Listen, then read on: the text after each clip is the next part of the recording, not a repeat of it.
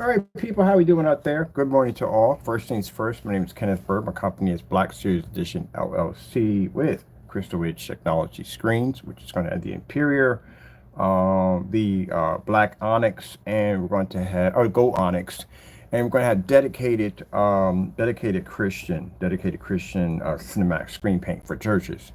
Also under ad tech technology and Spartan and all the other technology, I know gamer screens, I forgot are going to be other places because we built the entire showrooms from over there. We're going to have those technologies under the FLE VT, which is actually the ad tech technology.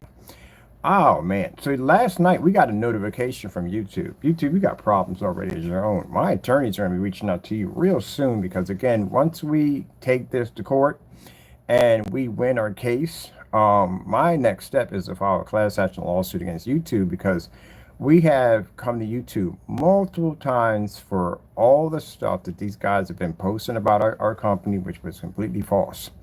And YouTube stands to get hit with a lawsuit because of this, because again, they were in the wrong and they should have removed this. But I'm going to tell you something that's really interesting.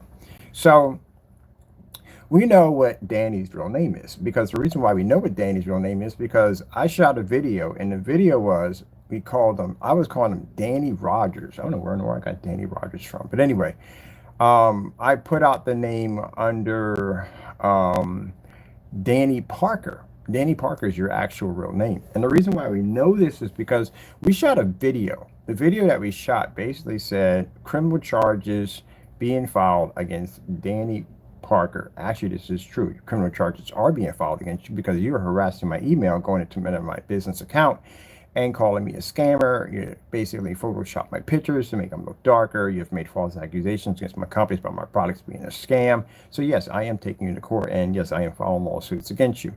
But when we put the video up, the video was removed. It was removed right away, and Danny had it removed right away because Danny's name was up there, which is under Danny Parker. So what you did was you actually gave me information on exactly who you are. We had Danny Rogers put up multiple times, and none of the videos were ever removed, ever. But the minute we put up the name Danny Parker, all of a sudden the video gets removed right away quickly. So with that being said, there's a few things actually we found out in that little situation. Number one, we know your real name at the end of the day. Number two, well, since YouTube did remove the video due to the fact that we basically said your name, it's funny because you said my name multiple times. Being a Caucasian man, you said my name multiple times, put my face up, all kind of things that you have violated YouTube's rules and regulations, but yet when we do it, we get basically videos removed off our account. So that shows me at the end of the day what kind of people that YouTube are at the end of the day. I basically post things up there at the end of the day. You guys are deliberately attacking my company, and where you guys do it, they don't touch you at all, period. So this is going to be interesting to show in court as additional evidence that YouTube allows certain people to be able to post content about other people that are untrue. But when we post content that is true about these individuals, and again, once we win this in court, yeah, YouTube's going to face a lawsuit. All right, now let's get back to this right here. I want to get that out of the way real quick. Yeah, so yeah, this guy went, I'm going to refresh my page. And the reason why I'm going to refresh my page is because I want to get this off my page altogether. We got all the information we need from this. So we're going to actually refresh the page. The video is going to disappear. You remove the video off his account. And as I said before, this is a very deceitful thing to do to your customers. And again, he did it for so many different reasons. Why? He did it for reasons basically because he does have outstanding criminal charges. He has committed other crimes with other agencies, which I mean, basically his LLC is basically nothing but a shamble due to the fact that, is that thing still on here? Do we still have the LLC on here? I wonder if we do have that on here. His page is still on here. I can see his page is still on here. Where's the LLC at? And he's missing very sensitive, important documents. I should have told a friend. I was like, what the freak is this? He's like, oh man, these are crazy documents. Like, you don't have those, you can be in a lot of trouble. So he's missing some very serious stuff. He can't report the documents due to the fact that he lied and committed perjury on his LLC, so he can't basically put those documents into play. So he's stuck on that. Ripping his customers off, as I showed you in the demonstration here, clearly ripped his customers off, stole money from them, sold them products that were matching everyday house paint, no difference whatsoever. And this one right here, just going to get a fast cap on this. This isn't going to be a long demonstration because I got things I got to do today which are very important.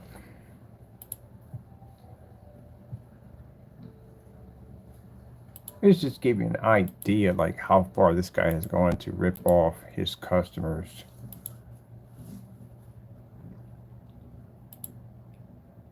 That is just unfreaking believable. I don't know how people can come in here. If I did something like that, and my black paint matched that well to a product or any weird product at the end of the day, I would be ridiculed all day long over that. That video sat there for that long. And no one caught on that. Or I guess someone did catch on it because there's no customers after this. But that's how bad the videos were. That's how the videos were matching.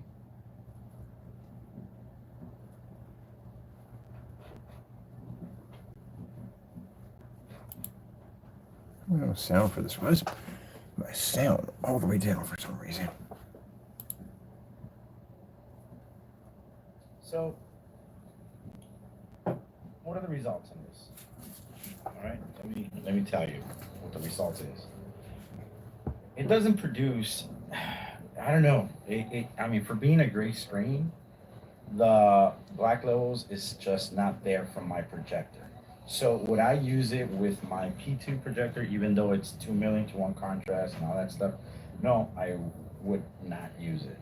Okay. You matched on. I could do more, like showing you black levels, which it's gonna fail completely. The thing is, you don't pull a black level yourself. I don't know how. I want to show you some brights in. You can sit there and say that the network gray doesn't pull black levels. You don't pull black levels. That's one of the things I said before, that the reason why we're going to challenge companies with the Infinity 7, because Infinity 7 is really ultra dark black paint, and our paint right here is black, but basically shows a crazier Infinity 1 contrast level right there. So anyway, I don't even know how, and this is what I told you before about screen paints that lie and say they pull a black level. You don't see a black level. You clearly do not see a black level. I don't know why they keep saying this. Showing you black levels, which it's going to fail. You don't pick up black levels at all. You're going to fail either way because your screen paint can't read an actual black level. So this is what I'm talking about. This is the problem you have with people making these statements that are not true. And I could do more. Where was that at? Like showing you black levels with. Showing you black levels. So that'd be 0.36, I think it is. That one, 0.36. No, 0.39 should be 0.36. And this is exactly what I'm talking about, why we're taking people to court about basically they can't say you have a black level. You don't read a black level, you read a gray level. So you can't actually say that. 0.30, I think 38 is when he makes up, says a black level. And a lot of screen paints do this. A lot of people do this. They make this statement. 0.37, 38, 37. Like showing you black levels, which it's going to fail completely.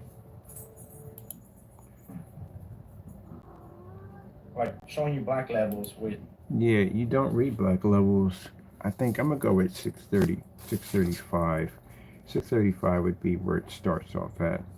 So right there, that's something else. That's where something else I'm actually working on, because again, we are going to be challenging companies because again, they don't have a right to say that they have a black level. You don't pick up a black level.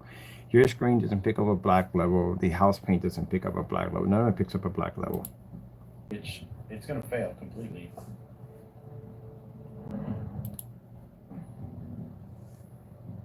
Like showing you black levels. Can't say that. It's going to fail completely. See, our lawyers are going to have a field day.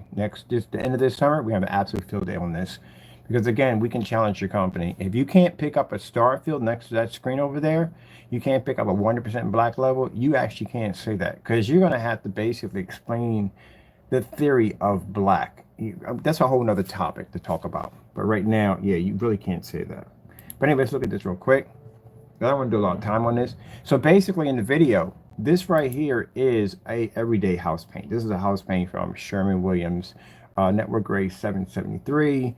It is a very cheap paint. You can get this up very, very cheap. It doesn't cost a lot of money. And this is his product. You're not supposed to match this close to a product that is the same color as yours, because then I'll show you some bright scenes. This is very, very bad because the customer gets ripped off. And he got on here and he lied to his customers and told them they were seeing two different screens.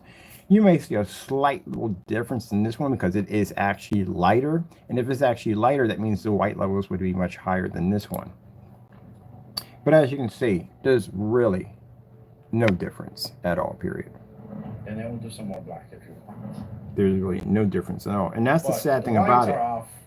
This guy he came in and lied to his customers and ripped them off. And then he went in and he lied about him moving.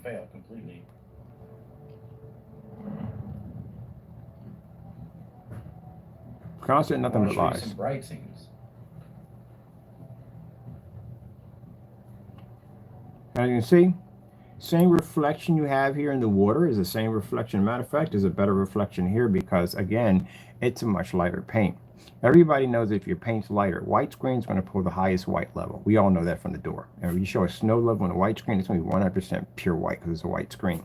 If this screen produces a higher white level because it's lighter, and the contrasts are heavier on this screen, but basically lighter on this screen right here, that means this would pull a higher white level. So to get on there and say that it's pulling a darker white level, you just completely lied right there. People pick that up all the time in these forum sites. They listen to what you say.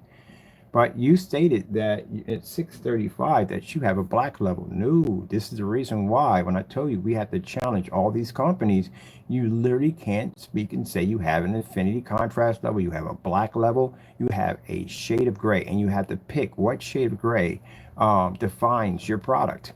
If you say that you have a black level, are you actually picking up a black level, or did you just lie to your customers?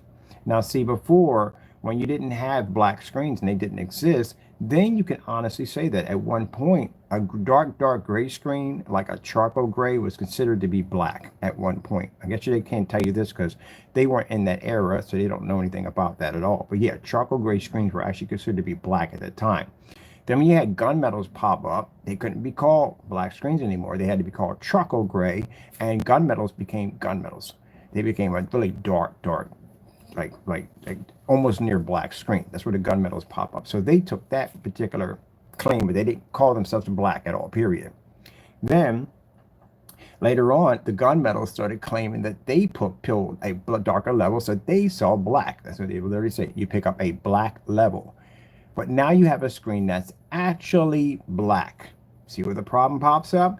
Now you literally can't say this anymore because the black screen literally reads to 100% Infinity 1 black level, and these screens don't.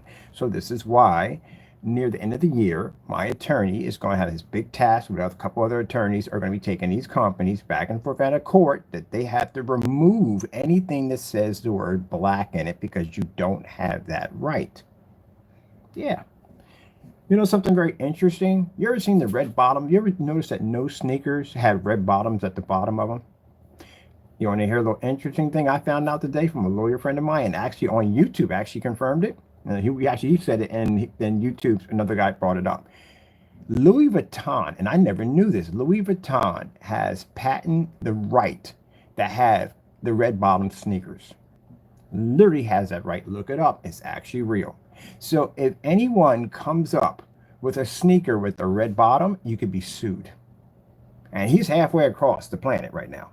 And he could sue you if you basically take your sneakers and make them red bottoms. You can't do that. He has the right for that. Only him, he has the right for it. So, which is interesting when I look at that, because under the Infinity 1, any black screen has the right to call itself the Infinity 1 and has the right to basically claim that it pulls a 100% black level. How does that sound when a gray screen's saying that? How does it say when a gunmetal screen's saying that? And they're not actually doing it. There you go. That's why we have to go to court. And first we send them a court order before, not court order, but a cease and desist. Tell them they have to remove anything that says that they're pulling at black level. Because it's not a situation you're going to win when you go to court. You can't. What are you going to sit there between a judge? I think a judge knows colors. What's the difference between black and gray? Either you're pulling black or gray.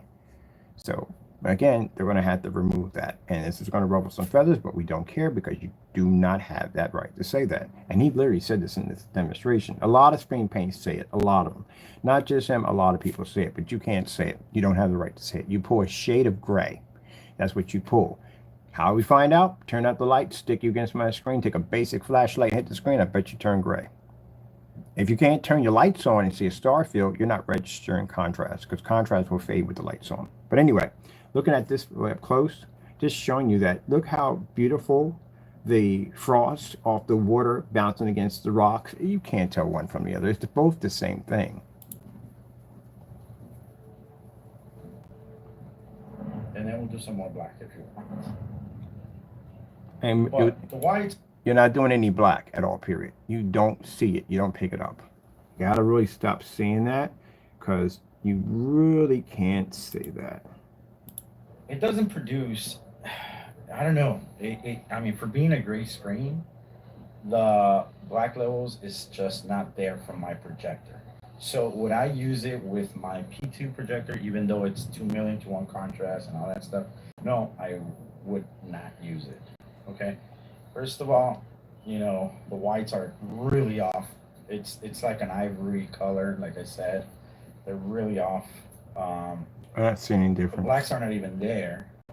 Okay, color, yeah, of course. You can see different colors. No, you're sitting there saying the blacks aren't really there. You don't have black contrast. You don't pick it up. What are you talking about? Neither one of the screens can read it. You're talking as if, as we talk at the end of the day, contrast is not there. We have a physical black screen over there. So you really honestly are lying in your demonstration when you're sitting there talking about your screen pulls black. What planet would be this even possible? So that's what you're going to have to back up. If you're going to fight, well, forget it. They won't even be around. So let's move on. There's no, I keep forgetting. That. Tuesday we're getting this handled right away. There's no point talking about that. But other than that, a all-around solid picture, I'm not gonna get from this. I'm not. See, everything's kind of yellowish compared to this. Different tones. Same thing. Nothing different. It just doesn't. No. You said the white level was off. You see an off-white level? I don't see one. No one else in the forum site saw it either. It's the same thing.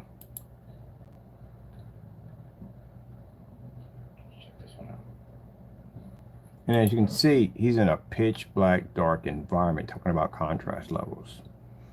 We showed you that.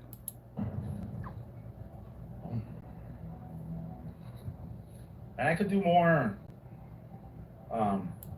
The video blinked that way because he was trying to change the video, but it was too late because you already saw it, so he just continued on, as you can see. Like showing you black levels, which... You're not picking up black. Gotta stop saying that. You're not reading black. I want to show you some bright things. So this is the reason why the person that he called was his customer. Is the guy who basically won the PayPal claim against our company, and the guy who did false demonstrations against our product. This is the reason why we stated that we can't do any business overseas because the batch number will not protect us. Because if he had did that nonsense here in the United States, we would be able to bring him to court. Can't touch him because he's overseas. And what Jamie went and did and said, this is my customer. No, it's not a customer. This is a person who came in and deliberately committed fraud on my company, tampered with the product, and PayPal. And we don't like the fact that PayPal did what they did. But again, it's a wake-up call for us, because if we had shipped a $1,700 screen or a screen even more expensive than that, we got screens that are going to be running at $2,800 over there. And that had happened, I'm out $2,800 plus my technology because of PayPal's poor decision. Now, a chance for us to fight it in court ain't gonna happen. He's overseas, no way in the world. Over the United States, yeah, we can basically send a document to you and say, hey, look, here's the bottom line. We're taking to court and we're suing you for $28,000. We want our money back or a screen. You're going to return something. Either you're going to give me back my screen or you're going to turn around and you're going to basically, if you're going to take the money, yeah, you can give me back my screen. We can't even get the product back. So we lose out on that too. We can't even literally get our product back. So what are we going to do on that? $2,800 screen transfers overseas and we request our product back. We can't get it back.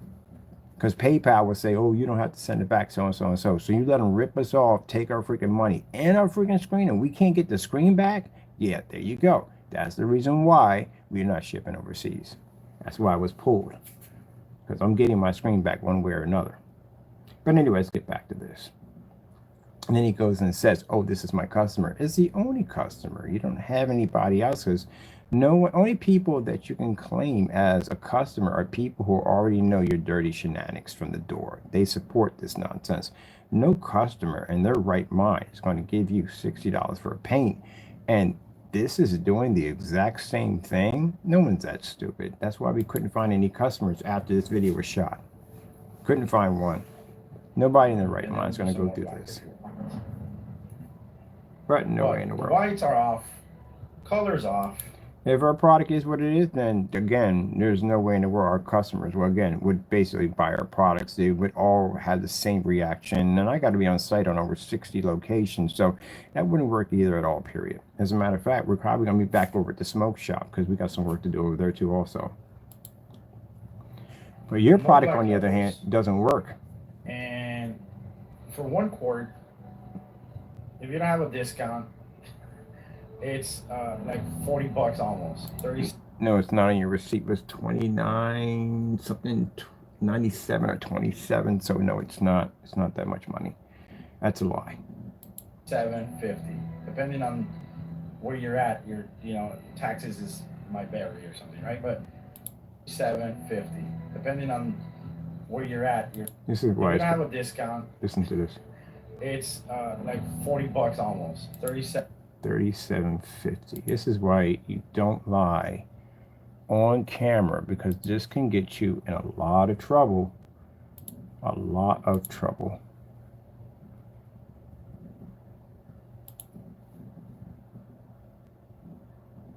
I said this guy just constantly lies all the time.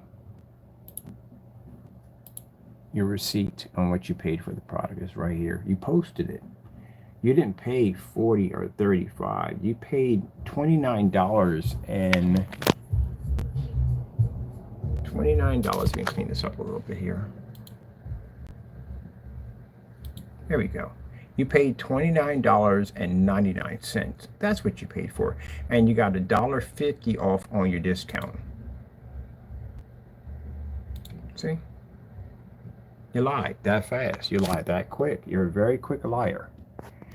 Oh, yeah, I'm just showing you. We're going to reset the page in a few minutes and show you that the video is going. And he literally sat there. And I don't know how. I'm going to tell you the truth. Honestly, this guy lies on so many levels. It is not even funny.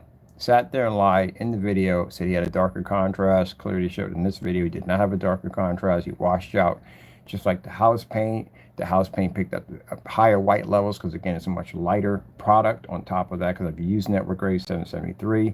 And mind you, we did this test 6 months to a year before he did the test, and he matched the product with no problem whatsoever. Matter of fact, 3 of his products matched, and he refused to do it. I don't know what's more upsetting, the fact that he's lying throughout the entire demonstration or the fact that he lied about basically moving and he never moved to begin with. You got to be pretty, I don't want to say that word, but you know what I mean.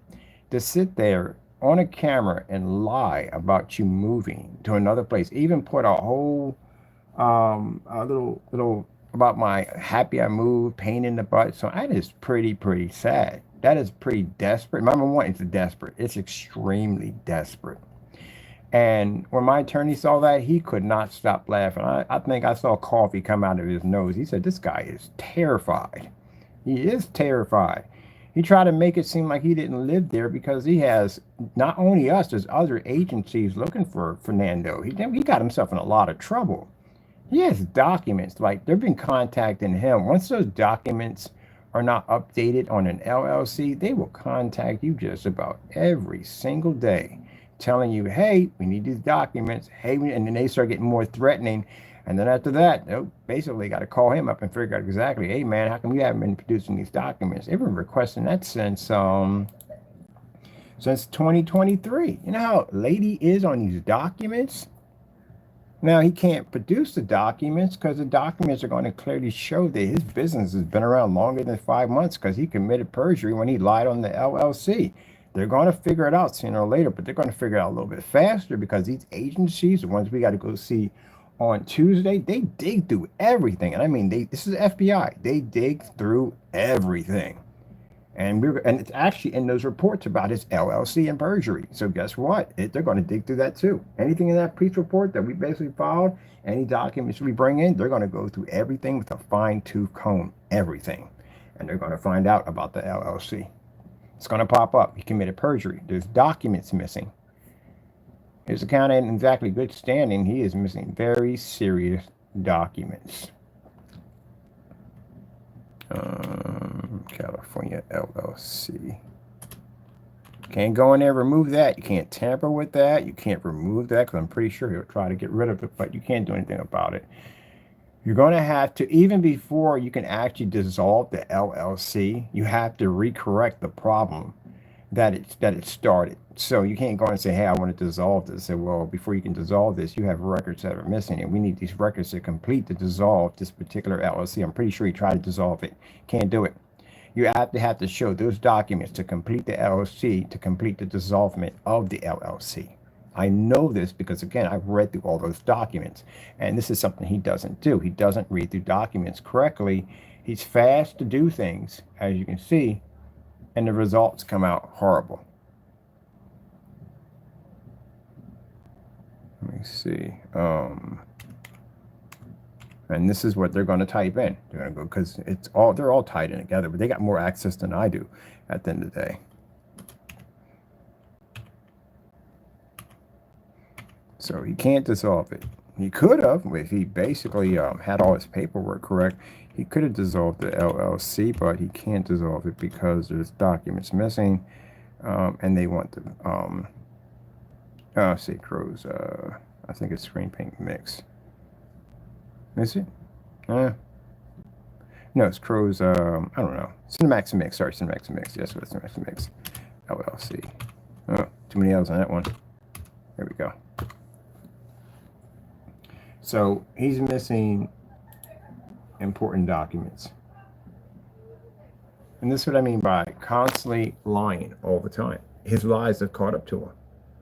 That's a very sensitive document right there.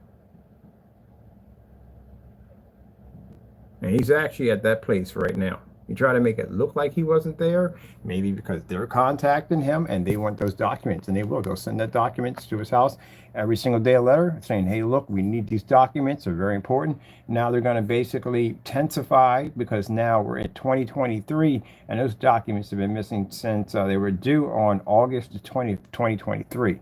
So now they look into that system and go, wait a minute, how long have these documents been missing for? That long?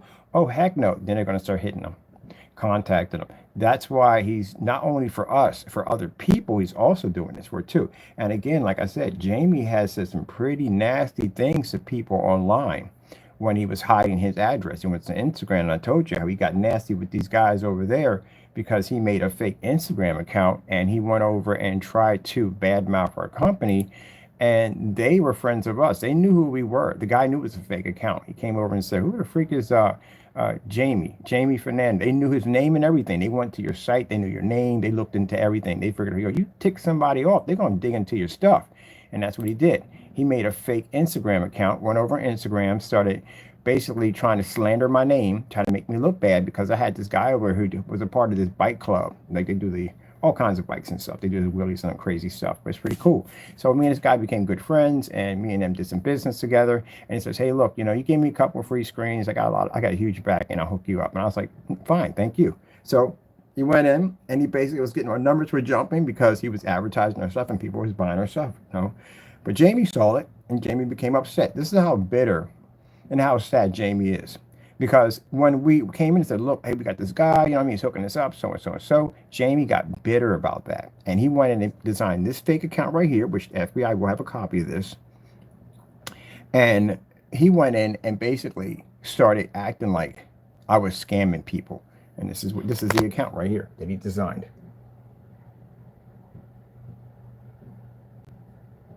Kenneth Bird, I am a scammer, a con man who makes fake videos about projector screen paints. I am quite stupid.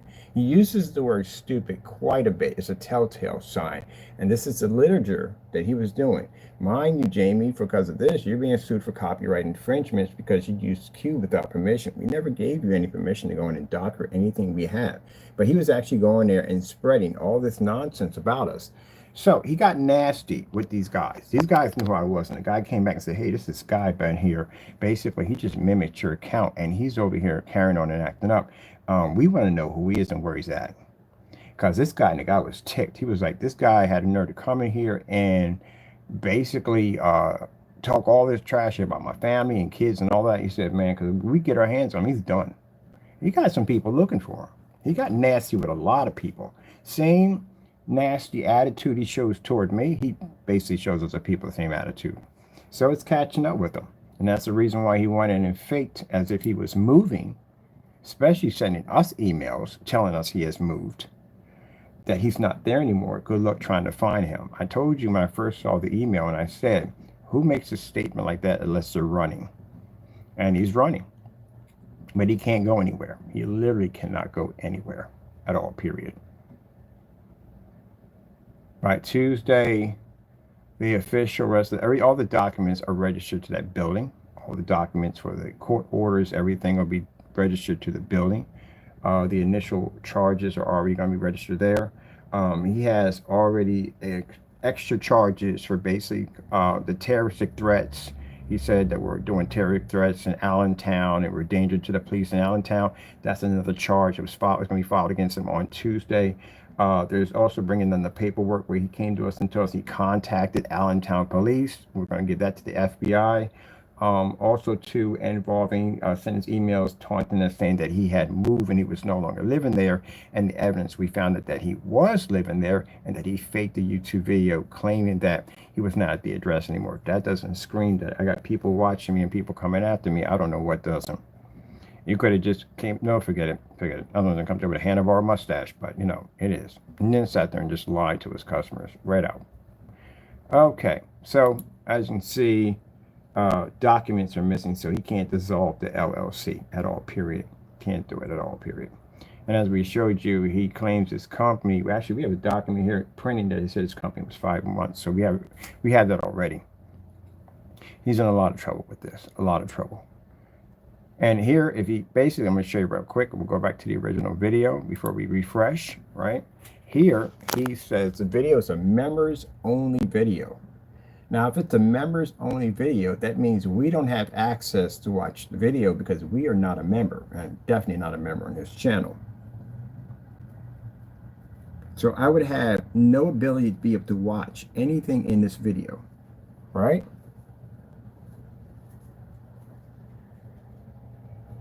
Yeah, moving to an apartment, you got 2 holes in the wall. No, that's not true. That's when the first thing I said, how in the world? It just caught on me when I first saw it, and I was going back to the video. I was like, wait a minute. How did you move into a new apartment? You got 2 obvious holes right there in the front. I mean, it's like, what kind of apartment did you move into? Like, they didn't even get a dent in the wall right there, and there's 2 holes right there. They didn't even bother to patch and cover that up. And anyone moving out of an apartment, first things first, they're going to cover that up anyway due to the fact that the security deposit they're trying to collect. They don't want anything strikes against the security deposit, but there's a huge dent right there in the wall. And right there is 2 holes. And these are fresh holes. We can dig this up on the other video. It doesn't make a difference. They're fresh holes. So you didn't go anywhere. That's when I saw them. And the first minute I made that statement, the video turned into this. Members only, this video is not available. So it's a members only video. Now, Jamie comes on and he lies. And he says, well, that's not true. It's always been a members only. He's just lying. Well, if that was the case, then I couldn't do, let me see right here. Let me me see where we got it at. That. I couldn't do this. I couldn't watch the video. I couldn't watch the video because I'm not a member. So how a person who's not a member is able to watch your video? Because the video wasn't the member's video. This video was actually so everybody can watch it, so you can fool everybody to make them believe that you moved, and then send me a bunch of emails telling me that you no longer live at that address and that you were gone, and good luck tracking you down and all this stuff. And as I said before, I'm not the one tracking you down. That's not my job at the end of the day. I am not a bounty hunter. I do not work for FBI. I'm not a police officer. That is their job at the end of the day. They will be the ones knocking on your door, and if you're not there, then, and you didn't report that you moved, you're going to get a bench warrant on you. That's what's going to happen to you. But, like I said, he didn't go anywhere. He's still there. I want to bring in this stack. They're going to look at me like, really? I'm like, yep, really. I ain't even half, but wait till you see what's on my phone. My phone's reserved. I got so much stuff on my phone, it's not even funny. Now, remember the video of him basically painting in our screen and how gritty and bubbly it came up, looking all like an English muffin?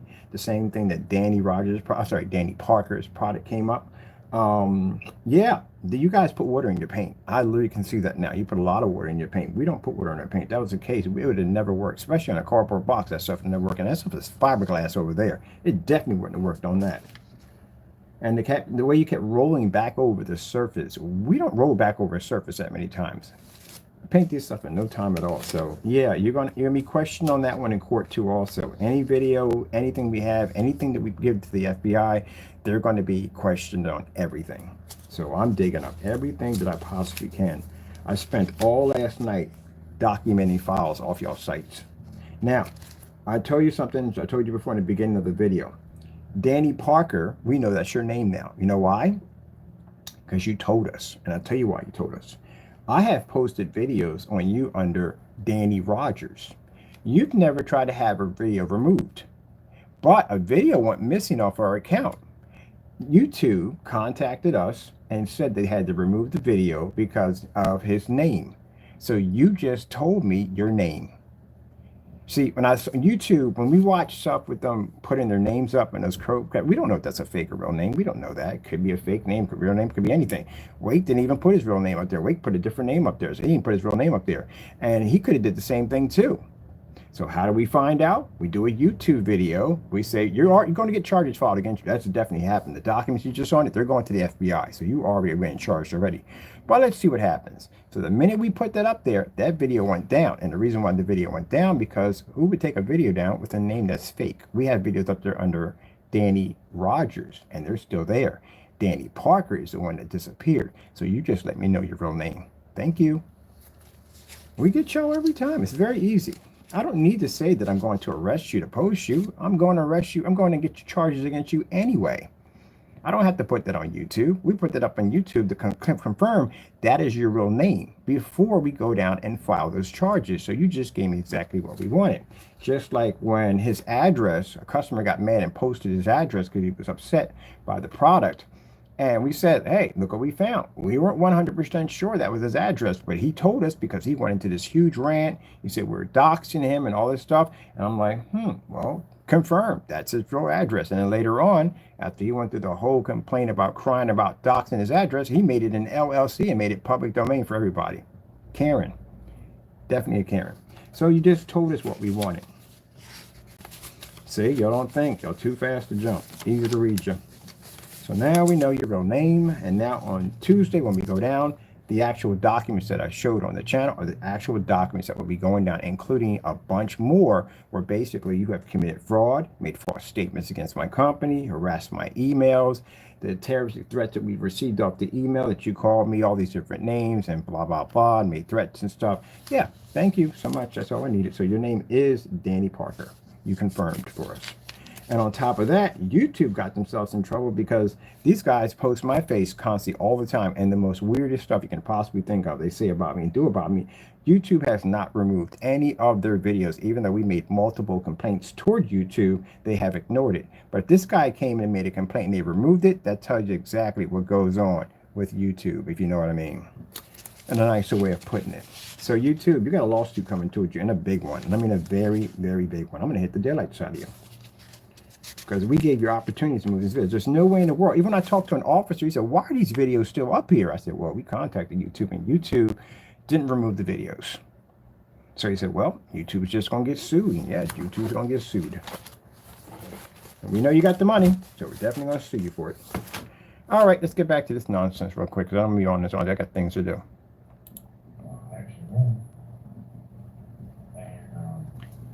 So around 15, he actually moved.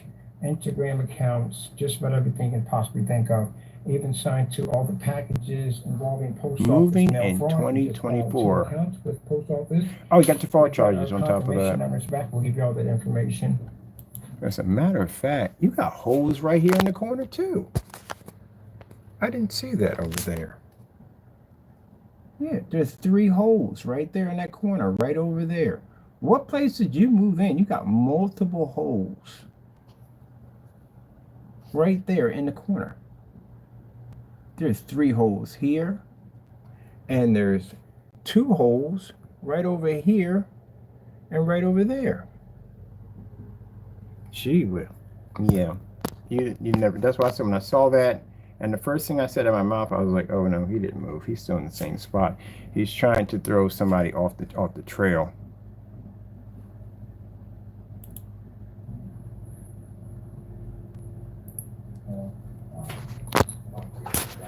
Here's that one, not 2. As you can see, for 2024, people are telling me, hey, I haven't been uploading videos and what's going on and stuff like that. Nothing's going on. I've just been in the process of, I actually moved. And for 2024, I still have the living room to, it's not the 2. As you can see, for 2024, people are telling me, hey, I haven't been uploading videos and what's going on and stuff like that. Nothing's going on. I've just been in the process of, I actually moved. And yeah, you lied on camera. 2024, decided, I still have the living room to finish the mess, the kitchen, the mess.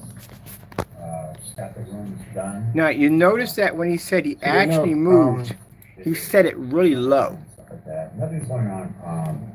I've just been in the process of, I actually moved. And for 2024, decided, I still have the living room to finish the mess, the kitchen, the mess. Just got the rooms done. So he didn't move. There's no way to go. He didn't move. So basically, he sent this. People are telling me, hey, I haven't been uploading videos and what's going on and stuff like that. Nothing's going on. I've just been in the process of, I actually moved. And for 2024, decided, I still have the living room to finish the mess, the kitchen, the mess. Just got the rooms done. So yeah, there's no way. I actually moved. I just got the living room done. I got the kitchen done. Yeah, and then that's why people were probably asking why the video is so tight and right up on top, and they're not seeing anything else because they're used to seeing everything around, but he's not seeing anything at all. It's because he didn't move. He's in the same spot. And that's why when I came to saw the demonstration, I was like, well, no, he didn't move because there are screw holes on the wall right here and here. Unless you moved into a really crappy place and you have 2 obvious, actually it's 3 on this side right here I just saw, but it's just you have 2 obvious screw holes right there on the wall, as if someone who was living there just pulled out the paintings and just left for pictures or whatever. And you're like, gee whiz, you joker didn't even take the time to patch the wall. I mean, holes like that usually you find in like weird places like closets and kitchen cabinets and stuff that they think that, you're really not going to find at the end of the day, where wall is effect. Other than that, this is right out in plain view right there for you to see. Anybody in real estate or anybody who does carpet or any kind of work would say, well, they should have patched that up from the door. I can see that clear. I can see that on camera from here. So imagine if you're walking around there, you would definitely see that with no problem if I can see it on the camera. So right there, either the person is a slumlord and he basically didn't take the time to cover up the holes. I don't think so. Because even some of the places I lived in where there were slumlords at, where that one place had apartment, they covered up the holes. I found a hole deep in the back part of my closet, and I literally had to look and find that thing because I was putting the boxes back there. But other than that, didn't find any holes anyplace else in the building. Or not in the building, but in my apartment. So a person leaving out to get the security deposit, they're going to make sure that place looks immaculate because they want their money back at the end of the day. So they're going to cover up holes that are so obvious for someone to do a check over on their apartment. They're going to see that. Like, wait a minute, we found 2 holes, so we're going to deduct that from you. And you know how dirty these places can be. They'll take something like $100 off you that would have cost you a little bit of putty, sandpaper, and just going down to Home Depot and getting the same color. They'll charge you something crazy, and you know it. You know, one time, I'll tell you something, lie to you not, this actually happened to me. And the last house, not the last house, but one of the houses that I lived in, I left a refrigerator there for them. Because when I moved into the house, there was no refrigerator. It was a nice person who had the house. He just never put the refrigerator in. And I said, don't worry about it. We'll pay for our own because I'll take care of it. Because I don't wait for they get around with the work order and get a refrigerator in. And God knows we eating food out of, you know what I mean, until we can get a refrigerator and stuff. So I'll go buy one. So I went out and got us a refrigerator. And I left the refrigerator there because I didn't feel like taking it with me because it was too heavy. And the other house had a refrigerator already in it. So just left it there. So there was a little bit of, like a little bit, we didn't clean it, but it was clean, you know what I mean? But it was just a little bit of dirt, and that's just big, but nothing big, you know what I mean? Something just wiped down, that's all. So do you know they charged me for that? They sat there and sent me a bill for about $120 telling me that, and this is why I tell you, they will charge you for anything. Said that you left a dirty refrigerator, or that's a dirty refrigerator, I mean dirty refrigerator behind? He said, no, our refrigerator, you left it dirty. And I was like, no, that's not your refrigerator. That's my refrigerator. I pulled up my PayPal receipt. I purchased this refrigerator right here and left it there so the next person can have a refrigerator and doesn't have to worry about it. So that's my refrigerator.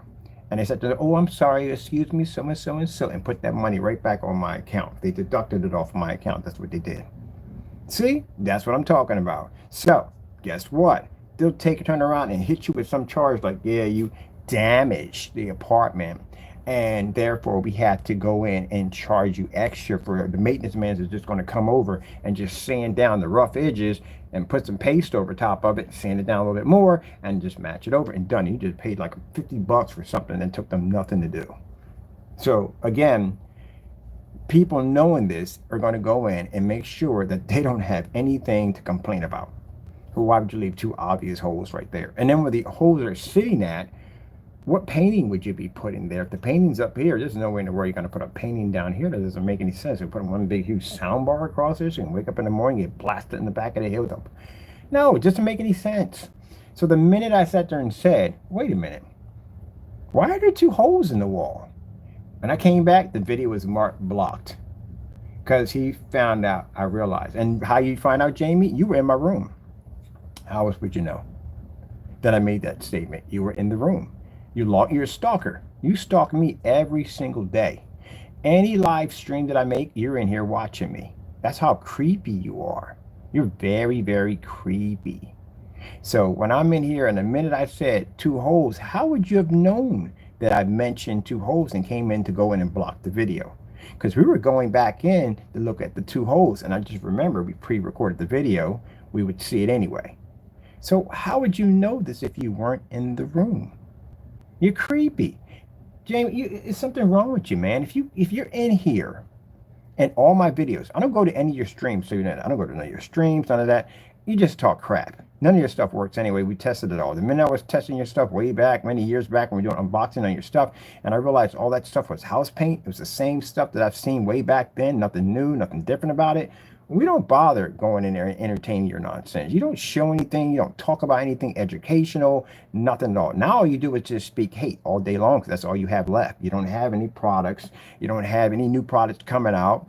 Nothing at all, period. All you can do is just speak hate. And right now, as far as I'm concerned, you're now dodging. You're using your YouTube channel to try to dodge people because there are people looking for you. Because that's pretty sad. That's desperate. That's an extremely desperate intent. I'm surprised you didn't use a green screen. Say, hey, I'm somewhere out in some other country, so and so and so. I'm not even in the United States anymore. I'm surprised you haven't used that one yet. Yeah, give him time. He'll figure it out.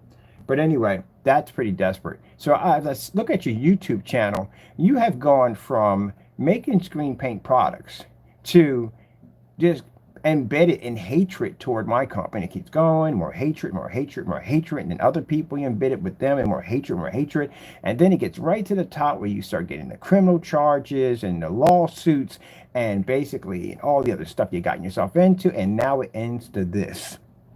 You faking that you moved to keep law enforcement officers, process servers, and anything else. I don't know what else you got yourself in trouble with. Probably some stuff in his own neighborhood from coming to that front door.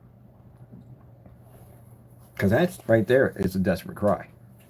And then sending us emails telling us you don't live there anymore. So, yeah, that's what it's come down to.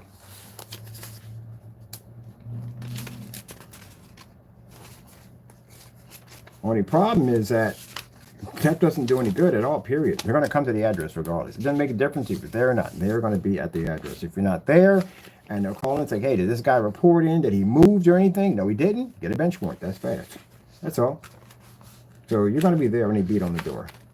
You're definitely going to be there. But sending me that and telling me you're not there. Number one, you're not supposed to have a conversation with me at all, especially involving the case.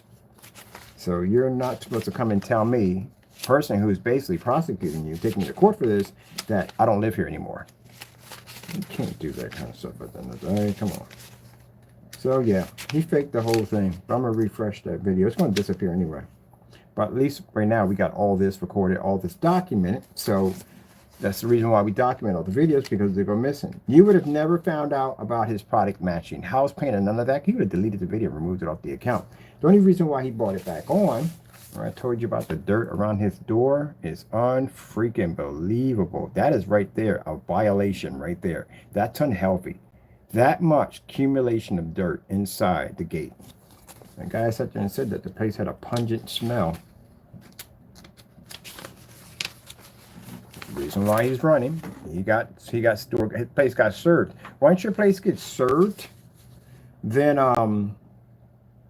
well, the guy, same processor is going to be coming back and then posted. He's done this. We moved. He's done this a couple of times before.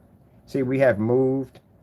Please see the address and the signature block. Update your records. See, he's done this before. Put little signs out there saying he has moved. He's no longer there anymore. He's done this before, so this is nothing new.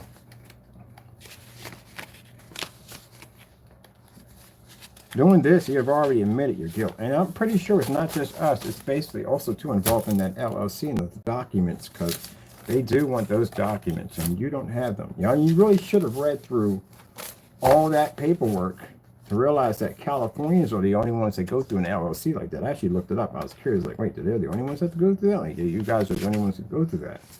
Don't know why, but they do have it that way. I don't know why. Over here, we don't have that. Once we fill out all that paperwork and everything, we're done. And the big mistake you made too is actually you have a brick and mortar now, because you have a physical address, which means that when you applied for your LLC, you didn't apply for it under your company. Your website or e-commerce business is considered to be a business, but it's e-commerce business. And you didn't basically put your LLC under your e-commerce. You put it under your apartment, which actually officially makes it a brick and mortar. Which means you have to have an LLC and you have to have some form of insurance, which you do not have at all whatsoever. Also, other documents that you're missing too, that since you did register under a brick and mortar, there are also other documents that are missing that you don't have either. And that's probably also to some other things they're going to be requesting also too. And if your landlord, does he know? Because if his building is under an LLC, then that's comes conflicting, and your business is also running under LLC, this is going to be a problem. Now, for some people sit there and say at the end of the day, well, you know, I got an eBay, I got an Etsy business. Yes, that's why you registered the LLC under your domain name or your eBay account, which I would never do in a million years because it's not technically yours anyway, or your website. That's how you would do it. But you don't register it under the building. Now, Jamie, the sad thing about this is, remember when you contacted the building I was at and you told them that I was running a business out of their apartment complex, trying to get me moved out of the building? And the reason why it didn't happen is because when they wanted to look through my LLC, which is the documents I sent over to them, it clearly stated and showed that it was not running out of their building. It was strictly running off my LLC, off my website, which has nothing to do with their building. You, on the other hand, is a little different. You are actually running a business out of his apartment complex. And this is the reason why that the lawsuit that's going to be filed is going to hit him. Also, too, because again, it shows that you were running the business out of that establishment. And then he's going to be questioned. Did you know about this? Did you have any information that he was running this business and doing these shady deals and committing post office mail fraud and everything else underneath in his establishment? He can't deny it. There's no way in the world he didn't know. He knew. So he's going to stand the lawsuit now. He may lose his building. And then after license inspections ripped through that place, boy, I tell you, there might be nothing left of it. You got to be careful how you treat people at the end of the day. Let me see what we got here. And you caused all that. You can't sit there and say, oh, it's your fault because the building's going to get inspected and everything else, but it's going to be under investigation. You triggered all that nonsense off by your dirty tactics. Here we go. This is the one we contacted. You claim you contacted. And Rogers, your name is right up there.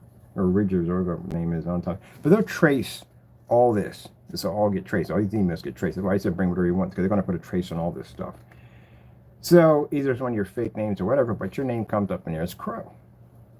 That you contacted the police. That's all going to be brought up to make sure that the police were contacted, because I'm curious. I want to know exactly why the police told you that there was no charges underneath of you when the FBI, and it's the funny thing about it, Jamie, about lying. Let me tell you right here where you catch yourself in lying.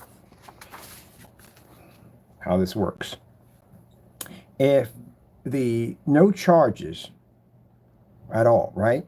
Then if there's no charges, that means that the incident report we have over there is fake. And if the incident report over there I have is fake, that means that there's no charges on you, right? That means the detective units wouldn't have any charges on you, and that means the FBI wouldn't have any on you, because we literally had to take your incident report and type it into the database at the FBI in order to get them to look at it and contact us. So the fact that I have an appointment on Tuesday means that, guess what? You do have charges on you. So that means you wanted to make false statements against the Allentown Police Department, and this is going to get you more trouble. You don't think real well, do you?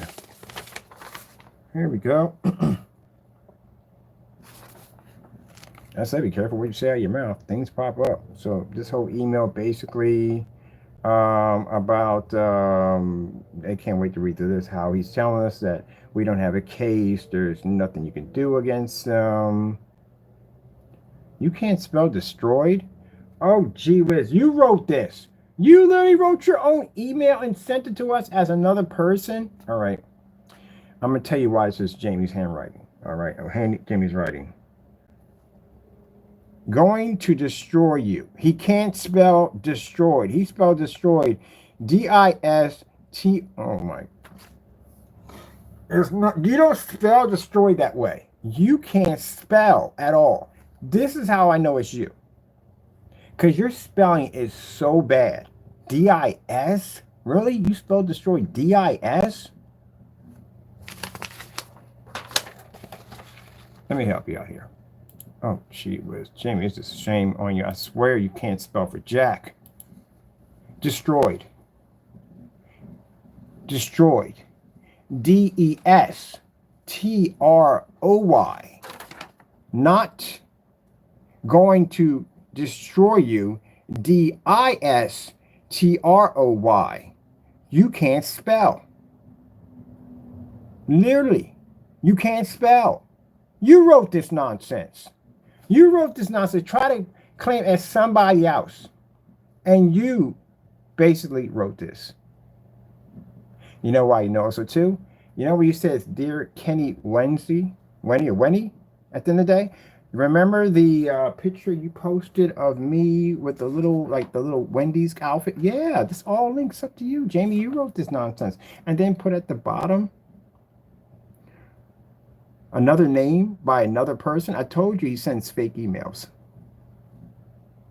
You can't spell. Gee whiz. I have to have my... We're going to go over this. I didn't read through this thing too much, but it's got to be hilarious.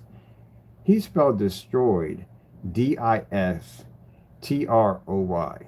You can't spell.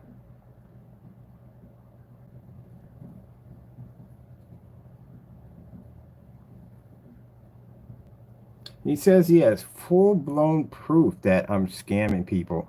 Well, if that's the case, how come we don't have attorneys contacting us about this? Because we're going to court over this. So, yeah, knock yourself out. I would love to see that. As a matter of fact, I would love to see that today. Oh, full-blown proof? How can you have full-blown proof? I asked you to send me black paint, put against my product, and you never sent the black paint. So, if you knew I was a scammer from day one, should have had my black paint by now. And we don't have black paint over here. So, yeah.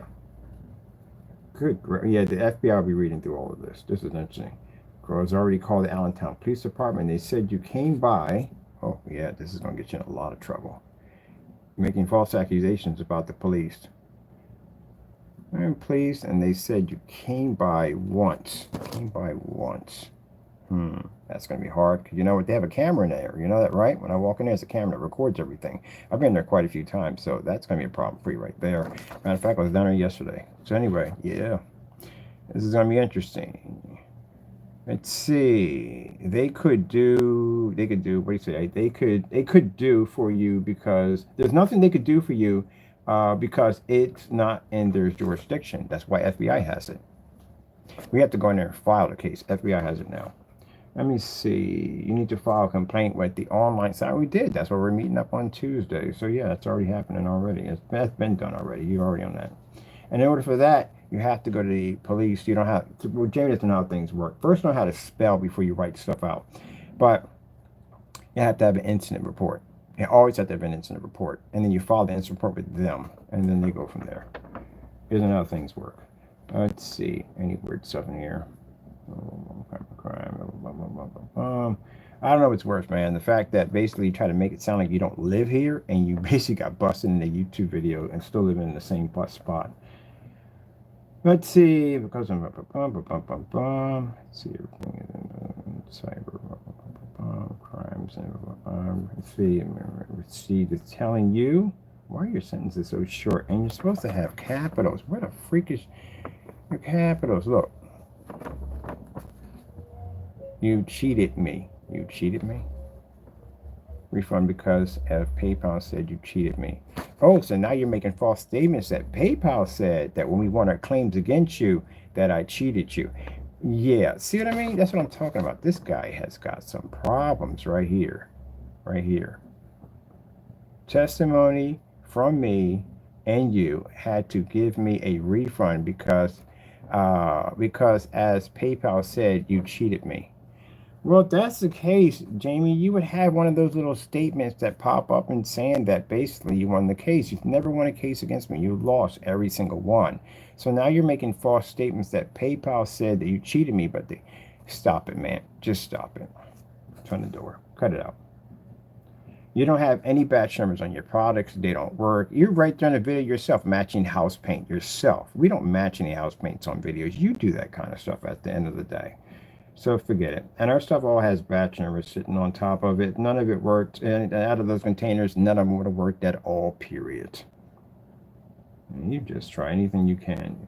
See you loser. See you're a loser. Oh, this guy's a little desperate. See you're a loser. Now mind you, he was writing all this nonsense when he thought he made it believe that he didn't live there. This is when he's getting bold now because he figures that, hey, I tricked him. He doesn't know I moved. He doesn't know I'm still in the same place. He thinks I moved. No, we know you're in the same place. Literally, we know you're in the same place. You don't make a lot of money. I'm going to tell you right now, the job you have does not make a lot of money. And I'm going to tell you from the door, I don't care how long you've been at that printing shop or whatever you're at right now, you don't make a lot of money. California, and I got friends out in California. I got people live up on the hills, and I got people, they went through some stuff. I got some people live up on the hills, and they make money. And they'll tell you from the door, California is crazy expensive. It's all over YouTube, California, how expensive California is. If you're lucky to get a spot that hasn't put your rent through the freaking roof already and charge you, just try to come in and just rebuild the building and try to kick you out to bring people can pay more money at the end of the day. If you haven't gone through that and you got an old school landlord, they're not going anywhere. They're going to stay right there. Try to move out of that apartment and see how much money it costs. Oh, the rules of basically applying for any place right now has changed by a lot. And you have to make some serious income. You literally, I mean, one place I was at, they were telling me I had to have $5,400 in the bank. I'm not talking about security deposit. I'm talking about just sitting in the bank. I got to have 54. And then on the application, it was asking what college I went to. It was asking what did I graduate with? What was my major? What was my, it was all kinds of crazy stuff. It kind of feels like you're being interrogated now when you fill out one of these forms. It's like you're being interrogated. Like, really, what the freak do you need my blood type? They want your driver's license. They want your insurance. They want everything from you. And what they're asking for is like they want something like 4 times what the rent is or 6 times what the rent is. And you've seen it all over YouTube. Like, are you freaking kidding me? People who even make good money are like, you kidding me? I have $6,400? $6,400 for a 2-bedroom to move in to an apartment. You need a down deposit of 64. I paid 64 to get into a house, not an apartment, a house. So now it looks like that the way the apartments are going, they're charging you almost the same price if you were renting a house. And that's sad. And it's funny because the houses haven't done that yet. Only apartments do that mess. Houses don't do that. But anyway, yeah, you're still in here crying about this, blah, blah, blah. You're a bum because you have not registered. No, we don't register and let you know where we're living at because you're a stalker. That's why. See how he's requesting basically to know where we live at? Talking about you haven't registered. Let me find that right there real quick. Sorry about that. No, because you're a stalker, Jamie. We got you stalking. As a matter of fact, I got a message over there. You constantly told me you trace where we're at. So you're a stalker and inside of my apartment. This is good too. Thank you for sending all this in because we're going to use this against you. Another charge against you. You're not even registered living somewhere. Yeah, I'm not at all, period, because you're a stalker. And I made that quite clear to the place that I moved into, that we showed them your police report. Just like we went down to zoning and we showed your police reports, all your documents. Every city agency down here has your information now. And since you faked where you moved at, guess what? They're going to know about that too, that you try to fake your address, try to say you moved. But the funny thing about this is, yeah, that's why. I contacted and I told him that, yeah, we have these weird people that will contact you and tell you strange stuff about us, like saying that we're terrorists and we're trying to blow the building up. We're drug dealers. We have a meth lab, stuff like that. That's what you've been telling people. So, yeah, I did tell him that, not to basically give any information or whatever and to take whatever off and unregistered. Yes, which he did, because we showed the proof that you're a stalker, especially the criminal charges that we have filed against you. And one of them is cyber stalking. So that's why you're not registered anywhere. And it's a shame because, again, can't show off my nice place, can't do a walkthrough because I've done a walkthrough in every place I've been at. And I can't do it at this place because of you at the end of the day, because you're creepy and weird. And you've been taking my head and putting it on these little puppets, which is even more creepier. And that's a stalking behavior right there. So, no, that's the reason why. It's a shame we can't even show locations that we are planning to work at. I can't even show you the inside or outside because this stalking freak at the end of the day has been contacting businesses that we've been working with and giving them fake profiles on us to try to make them fire us, to get rid of us, so he can come on YouTube and say, oh, they let him go because they found that he was a stalker. Oh, we know about your little business dealings. We know all about that. We got all that information from all these companies. They gave us everything that we needed. This is going to be prosecution in court. Jamie, I'm not the only one taking you to court. The places that you contacted and carried on, they're going to also to file against you. When I tell you that you're never, ever going to see home ever again, I'm not joking. You're looking at 80 years from us alone by itself. Imagine what you're going to get hit with the government agencies, the perjury charges, and the other companies that you have been contacting and saying nasty things about us. They're also too upset. It's not going to go well. And then his email right here saying at the bottom, he says, we want you to sue him. You want to sue him like he's another person. You're the same person that's having this conversation. Literally, you always refer to yourself sometimes the third person. We have it in a, we have it literally as in preferring himself as another person here in one of the receipts. He prefers himself as another person. We're literally having this conversation with him. He says, Crow says, no. It's you are having a conversation, not another person. That's why I said you have multiple personalities. I really do. And here we can show that you're definitely bipolar. Something's definitely wrong with you. We got the email. Oh, I forgot about that. We had to get the email, print out all the receipts. Everything has to go down too on top of that. This shows the multiple times that we tried to purchase from your company to prove that your accusations were false. And this is the craziness we received. That's why I told you, very important about writing stuff on receipts. Not a good thing to do. Another reason why people are not touching Jamie's products is because not only the demonstrations of his products matching house paint, but the way he carries on in rooms, the cursing and carrying on, ranting, pornography, and racial slurs and stuff we received, and text messages and all that stuff's posted. All these receipts are posted. So people can see your customer support. You have to understand, Jamie, at the end of the day, when I explain to you, when I buy something from you, I become your customer. Treat me with the same respect that you treat your customers. You didn't. You said all kinds of nasty things, and these are actually on your receipts. Can you imagine if you go to Best Buy and the guy on Best Buy calls you a dumb, blah, blah, blah, blah, blah, blah, blah, on the receipt? You're like, what the freak? Yeah, there you go. That's literally what you did. Where's the official email? Here it is. Let me see. Because we're banned from the website. You tell us about what we want, we're banned. That's why I said you're definitely bipolar. Something's wrong with you. You got personalities or something's going on in that head of yours. You tell us to buy what we want, but we're banned. How do you get banned from something that you told us you can buy from? You just told us you can buy wherever you want. And that's what people read through. It's like, wait a minute. He just sent you an email so you can buy whatever you want. Yep. You just sat there and said, yep, there you go. And then he went into this whole bipolar, Karen, split personality, Dr. Jekyll and Mr. Hyde nonsense. And yeah, I told you, he's not stable. Even sent us a link where to buy. And then turned around and went into a full freaking Karen and freaking Dr. Jekyll and Mr. Hyde combination and went supernova on us and just blew up.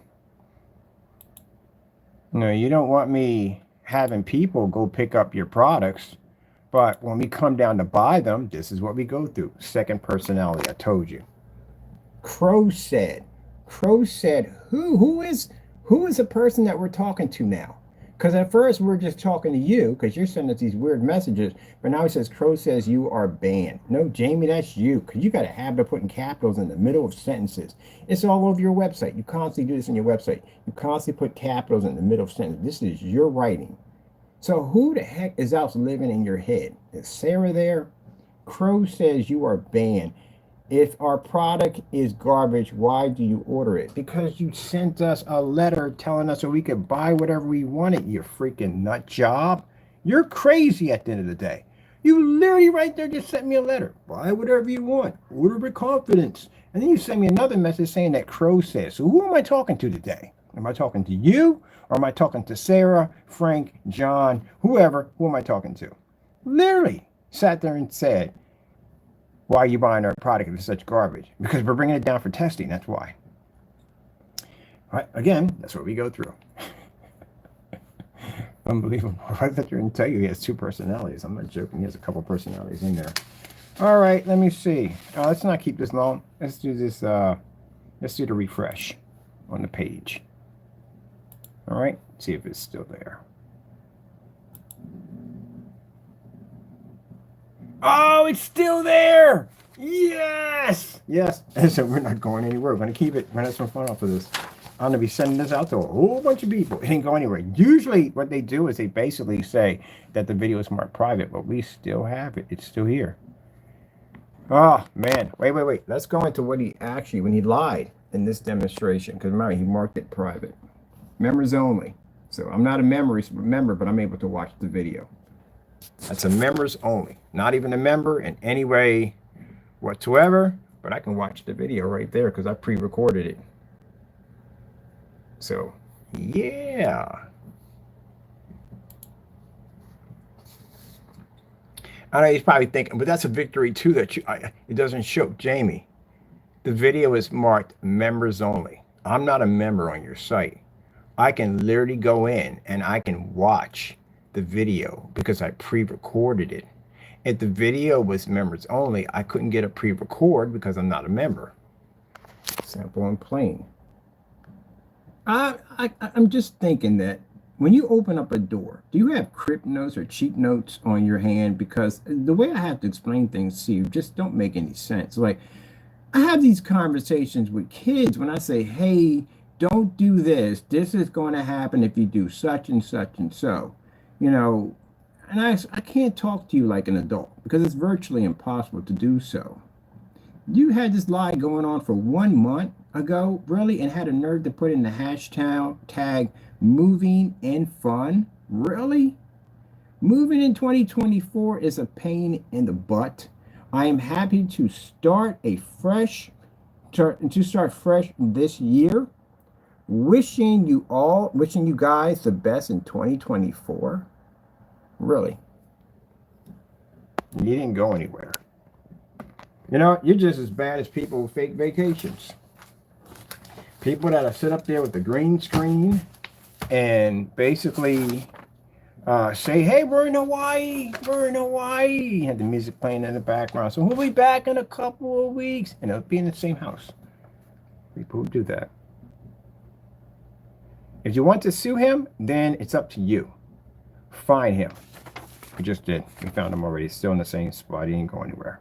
So he was talking all this trash and sending this email over to me because he figured that we think he had left. No, Jamie, you was in the same spot. You didn't go anywhere. Rent in freaking California is so freaking expensive. You can't afford to move. Tell me if I'm wrong on that. You can't afford. You don't make enough to move at all, period. So you can't move. Number one, it's too expensive. And the game has changed. You have been in that place since I've been in that little tiny room. That's how long you've been in that apartment. I've had multiple houses before you have action and got another house on top of that. I've went to an apartment and then from here, and then basically I went and got myself a house. I've moved to some different places. You have been in the same spot since I have been in that little tiny room. I think we met him. No. We didn't meet you when I was in a little tiny room. I met you when I had my first house. That's when I met you. So yeah, you have been in that apartment that long. And to make a statement about somebody moving at the end of the day, you can't go anywhere. You don't make enough money. I make more money than you. A lot more money than you. You know why? Because my technology can knock out a $6,000 projection screen. Right now, I got people already chatting and talking in this forum site saying, if you're taking out these screens, you should be getting more money. I got people right talking about, we can promote you. We can get, because they know at the end of the day, if you could take out a $6,000 projection screen with a screen paint, that means at the end of the day, they're going to make a lot of money off of me.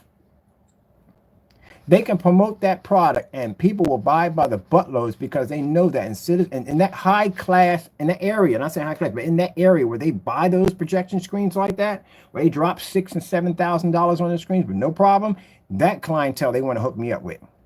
Because that clientele will come and go, wait a minute, you mean to tell me that's a $6,000 projection screen and this technology did what and how much does it cost? That's why the guy said you're charging too much. I can literally easily get you $5,000 a quart.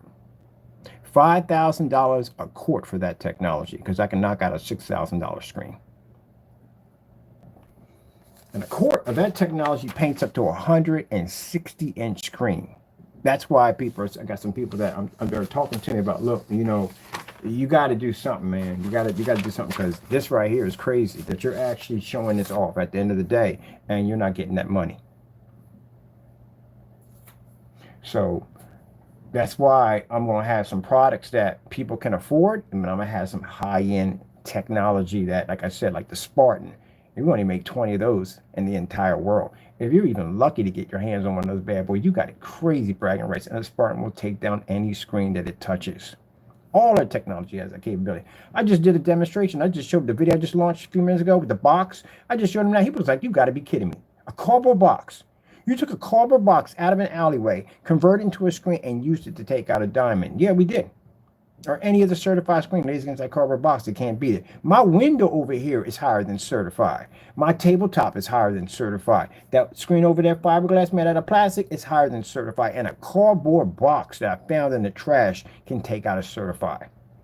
That's why the investors are popping up. Because they want to make money.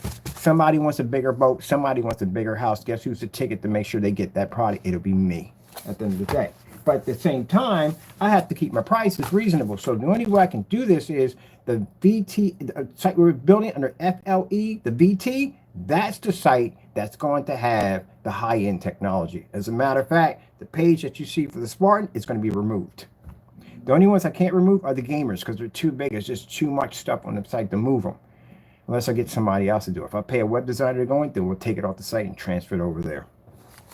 But anything that lands on that site becomes crazy expensive because that's the high roller page. That's the page that has the big boy technology on it. That's where ad tech's going to be. That's where the TV technology is going to be. Limited edition products will be on that page. So for those of you who want like the high end stuff, that's where that sun killer absorb sunlight technology is going to be at. But the other stuff, the screen paints, that's what they're sitting there like, wait a minute. So I can turn anything I want into a projection screen. See, that's the thing about it. People don't see the big image when I'm showing you these certified screens that were taken out. That means that anything you paint is more advanced than a certified screen. The window, the desk, piece of plywood, and the fiberglass and a cardboard box out of the trash can actually advance and beat a certified screen. Yep, anything you want to paint, anything. You can go and buy yourself a cheap white projection screen, which we did in a demonstration. We bought a cheap white projection screen from eBay, $69, and used it to beat a $3,000 dark stern eye off of paint. So if, again, I don't care about the theories about people saying that, oh, this product doesn't work.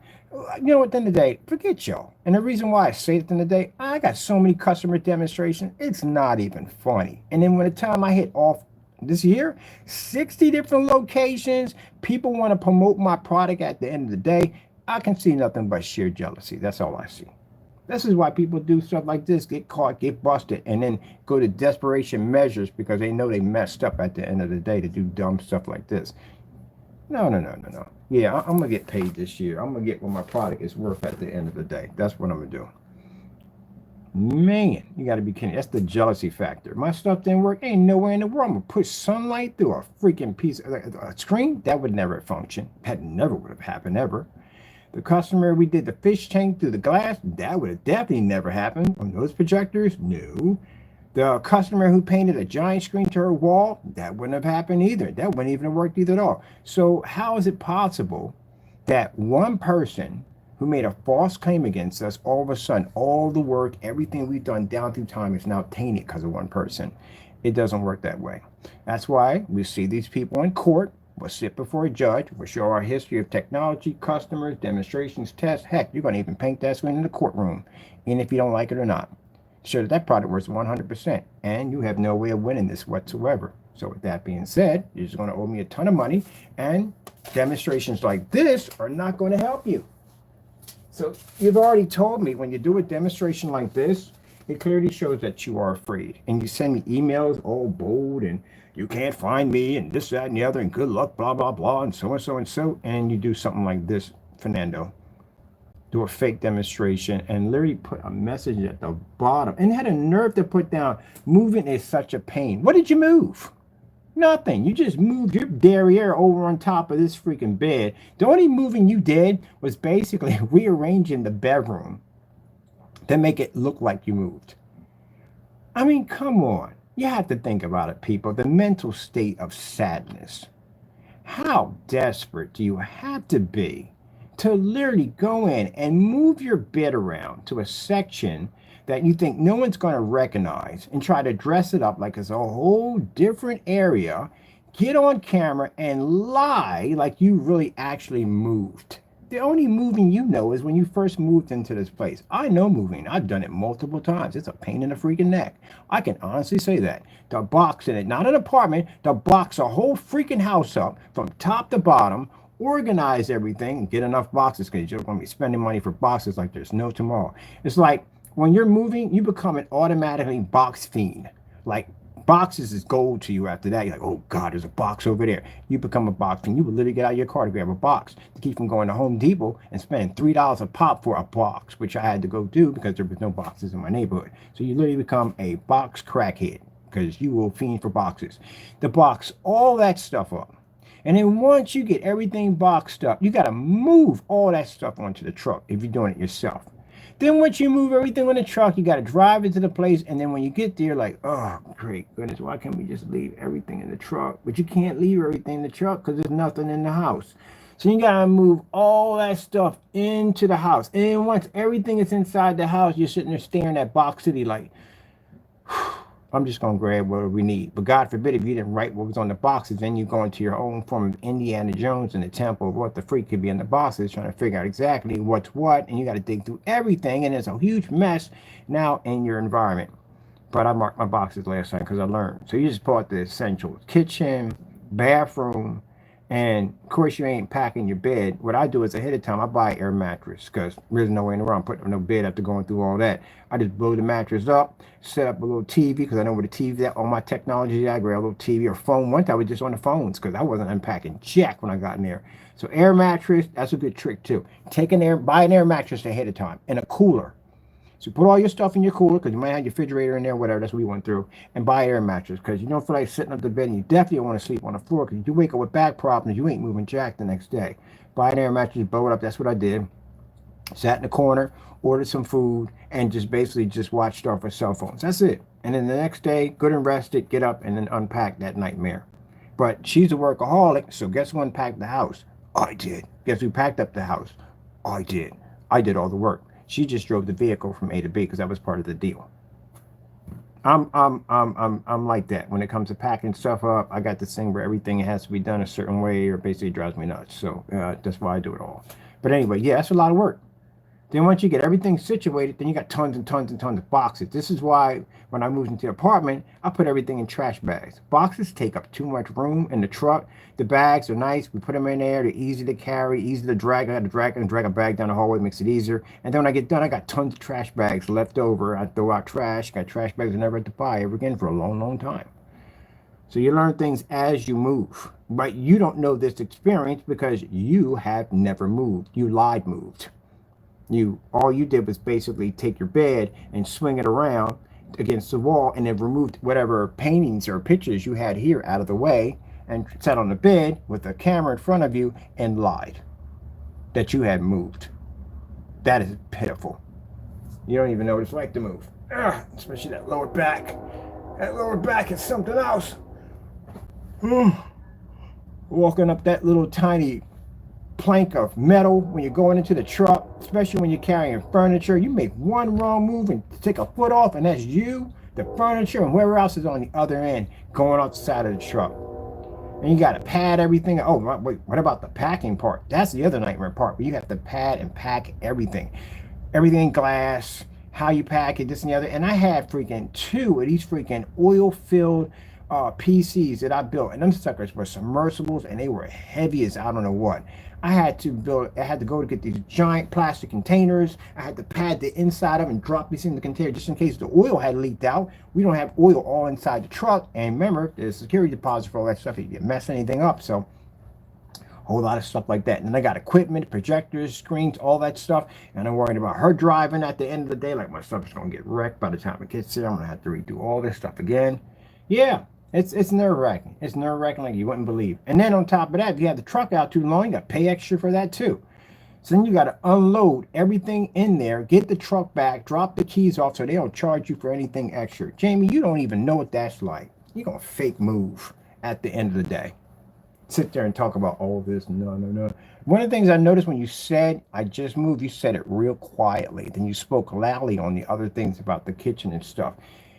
As tired as I was when I moved into that place, I still picked up my camera and walked through because, and this is for you, Danny, at the end of the day, because you basically closed down your site because you went on vacation. I said I was moving, site is still there, which means people can still drop orders in as I get from A to B. When I get there and I get everything situated, then I'll process my orders. But people were placing orders as I was moving. They were placing orders when I moved into the place. I pulled up my camera, said, hey, we're here, so and so and so. Gave them a time when I'll start setting up the orders and getting everybody ready to ship out. So you do that. If you're running a business, we just got here, so and so and so. As soon as we get established, we get you guys all set up. Get everybody updates. Yeah, you lied. You're talking to somebody who's done it dozens of times. You lied. So no, I know it. And it's funny because every time you move, you promise yourself you're going to hire somebody else to do it, but you never hire anybody else to do it because when you find out how much they want to charge you, you're like, I'll do it myself. Every single time. This time, I learned a valuable lesson. Don't buy a lot of junk you're not going to use. Like in the apartment, I ain't buy jack in there. That's the reason I'm not buying jack in there, because when I move, I ain't taking jack with me. I'm taking the very same stuff I came here with, which was very little, and that's it. Because the reason why I said that, because I moved and I've done this before multiple times, and it is a freaking headache. So yeah, you basically fake moved. You don't know what that's like at all, period. You teasing me about how I don't have any furniture in the other place. It's because I moved multiple times, and I know what it's like to carry heavy objects. As a matter of fact, the storage unit was carrying majority of all my stuff, furniture, collection, all my stuff is in my storage unit, and that's where it's at right now. And I had to move all that stuff. When I shouldn't see my buddy coming in and out of the moving unit, we just moved in there, and I was already tired. I was knocked out. We just came from Philadelphia all the way to Allentown, and I was tired. Taco was sitting at the house, and I had to put all my stuff into the storage unit when I was over there. And I was tired. You can hear it in my voice, I was tired. So everything got dropped in. Just to move the stuff to the storage unit was a freaking pain in the neck, because I was up on the freaking 4th floor. So we had to load everything on the carts, bring everything up to the top, load it in, come back down, come back up, come down. Then the key cards were acting up and they weren't working correctly. So that crap got on my freaking nerves. We had to call into the front desk and like, yo, my pen's not going in, this, that, and the other. You don't even know what that's like. Period. Fake move. Oh, what picture is this for this demonstration? I like this. I might do this one right here. All right, let me see. That T-Mobile is the bomb. I got it myself. You have no idea what that's like. I had a nerve to sit up there on your bed and make some fake demonstration talking about I have moved. Gee whiz, ain't no shame in your game, is there, Jamie? Ain't no shame in your game at all, period. I couldn't even call you slime, because that'd be an insult to slime. I couldn't call you dirt, because that's an insult to dirt. You are much lower than that. You've got to be really, really low. What are you going to do next? Fake an illness? You going to do that next? That's the next one on your list? Let's go fake an illness. You probably do that one next. I wouldn't put it past you. I literally wouldn't. After watching that right then the day, I ain't think you could go any farther with the house paint incident. But that right there, gee whiz Louise, man. Good gracious, man. That you got to be. Oh, man. No, I wouldn't trust you with a credit. I wouldn't even dare trust you with credit cards. Anything whatsoever. Not even my personal information. Nothing. Who knows what you might do with it? And you can sit there and say that's a false accusation. And it's not a false accusation. We can literally paint a picture of you in court. All that stuff is going to be used to paint a picture of you in court of what kind of person you actually are. A dirty human being. That's what you are. Let's see.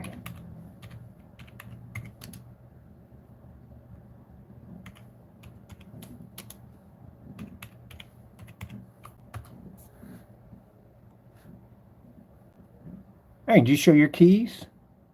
Did you show your keys to your new place that you're moving in? And the distributorship company under our advanced ambient rejection black edge screen paint. All right, so we are going to be moving in real soon. And guess what? That's why I popped up at the apartment. I did a walkthrough. Yep. You know, it's Jamie, this is interesting about it when I say you run your mouth too much. When I was in this room right here, I was doing all my documents, all my paperwork, locking everything in. So basically, I can get ready for the next stage, which is going to be coming up this summer, when I'm going to be showing up all these locations, and I can walk into these establishments because my paperwork is legit. My licensing, all that stuff is locked in. That's why I was in here doing this. So while you were in here teasing me about me being in this spot, you couldn't even get your LLC correct. So now, you know, the funny thing about this is, as I sat in this room doing my work, locking in all my paperwork to get ready for my next stage, which I'm about to go through this summer, you couldn't even file an LLC correctly. And you're missing documents off your LLC, and you committed perjury on your paperwork. See how ironic that is at the end of the day when you think about that. You want to mock me and tease me because I left from Philadelphia, decided to come up here and branch out my business because this is a great place for small businesses to work at. So I came up here and I like it up here. And because I didn't have a place offhand to move into right away, which I usually do have a place to move right into right away, and I didn't, I basically came up here and stayed with my sister, got a chance to walk around, see what the neighborhood is like, where I want to go at, where I want to live at, get a chance to get a lay of the land, because again, I'm not from Allentown. If this was Philly, I'd have had a spot to move into because I know Philly. I don't know Allentown, so I need to know what I'm dealing with before I come up here. So what better way to do it is just get an apartment for the time being, get a chance to get a lay of the land, and then basically branch out and get something later on, and then build my company. But while I was in this spot, I utilized every area where I'm at. And I got all my documents, my DBA, my licenses and LLCs and all that, everything. I even got my EIN for my company right over there. If I want to hire employees, I got my paperwork done for that. You, on the other hand, try to do the same thing I did, but it backfired for you because you didn't know what you were doing. So you mocked me on what I was doing here, and look at the outcome for you. You're being hunted because you didn't file your paperwork correctly on your LLC, and you also committed perjury. See, you do too much at the end of the day. It comes back to bite you in the face, gentlemen. It always comes back to bite you in the face. Anything you say against me comes right back to you and bites you in the face. Every single time. Well, what you should have been doing, you should have been cracking some books. You didn't crack any books. That's what you should have did. You should have read through. I read through all those documents in there. Every single one of them. I read the documents. Because even though I had a lawyer helping me out, again, I'd rather know what he knows at the end of the day, just in case if he does something, I know what he's doing. That's another thing you should do. Never. Lawyers are good to have and all, but you should know a little bit about the law because, again, you better watch yourself at the day. Like accounting and all that stuff, you better know your stuff at the end of the day because you will get ripped off and you'll get the blame. Let me see.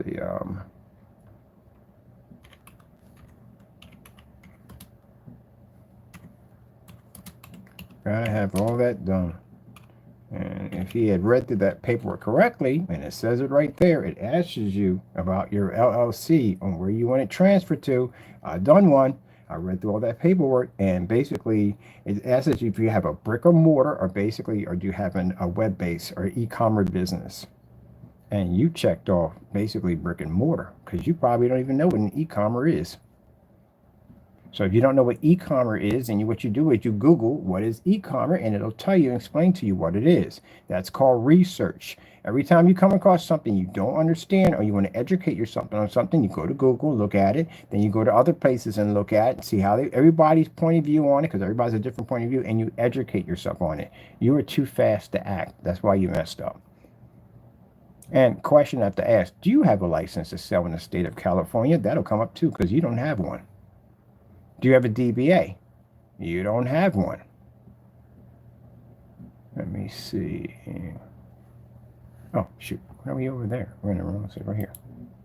There we go. Come out of there. Man, faked, moving, unbelievable.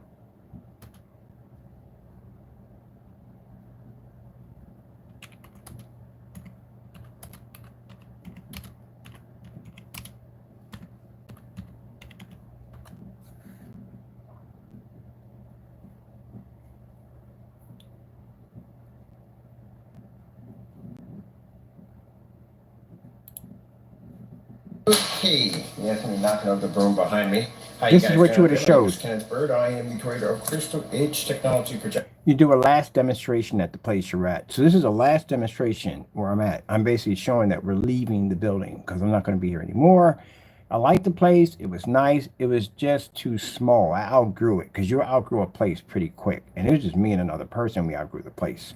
So I was like, okay, it's time for us to go. I found another place. It's much bigger. It's better.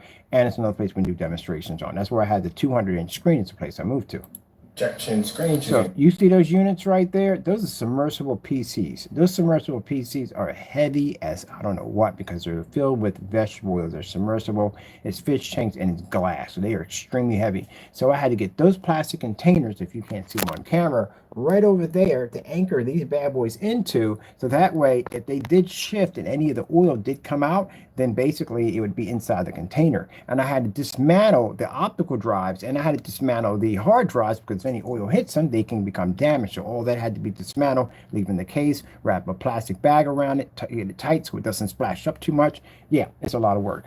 Preparing everything before you get ready to move.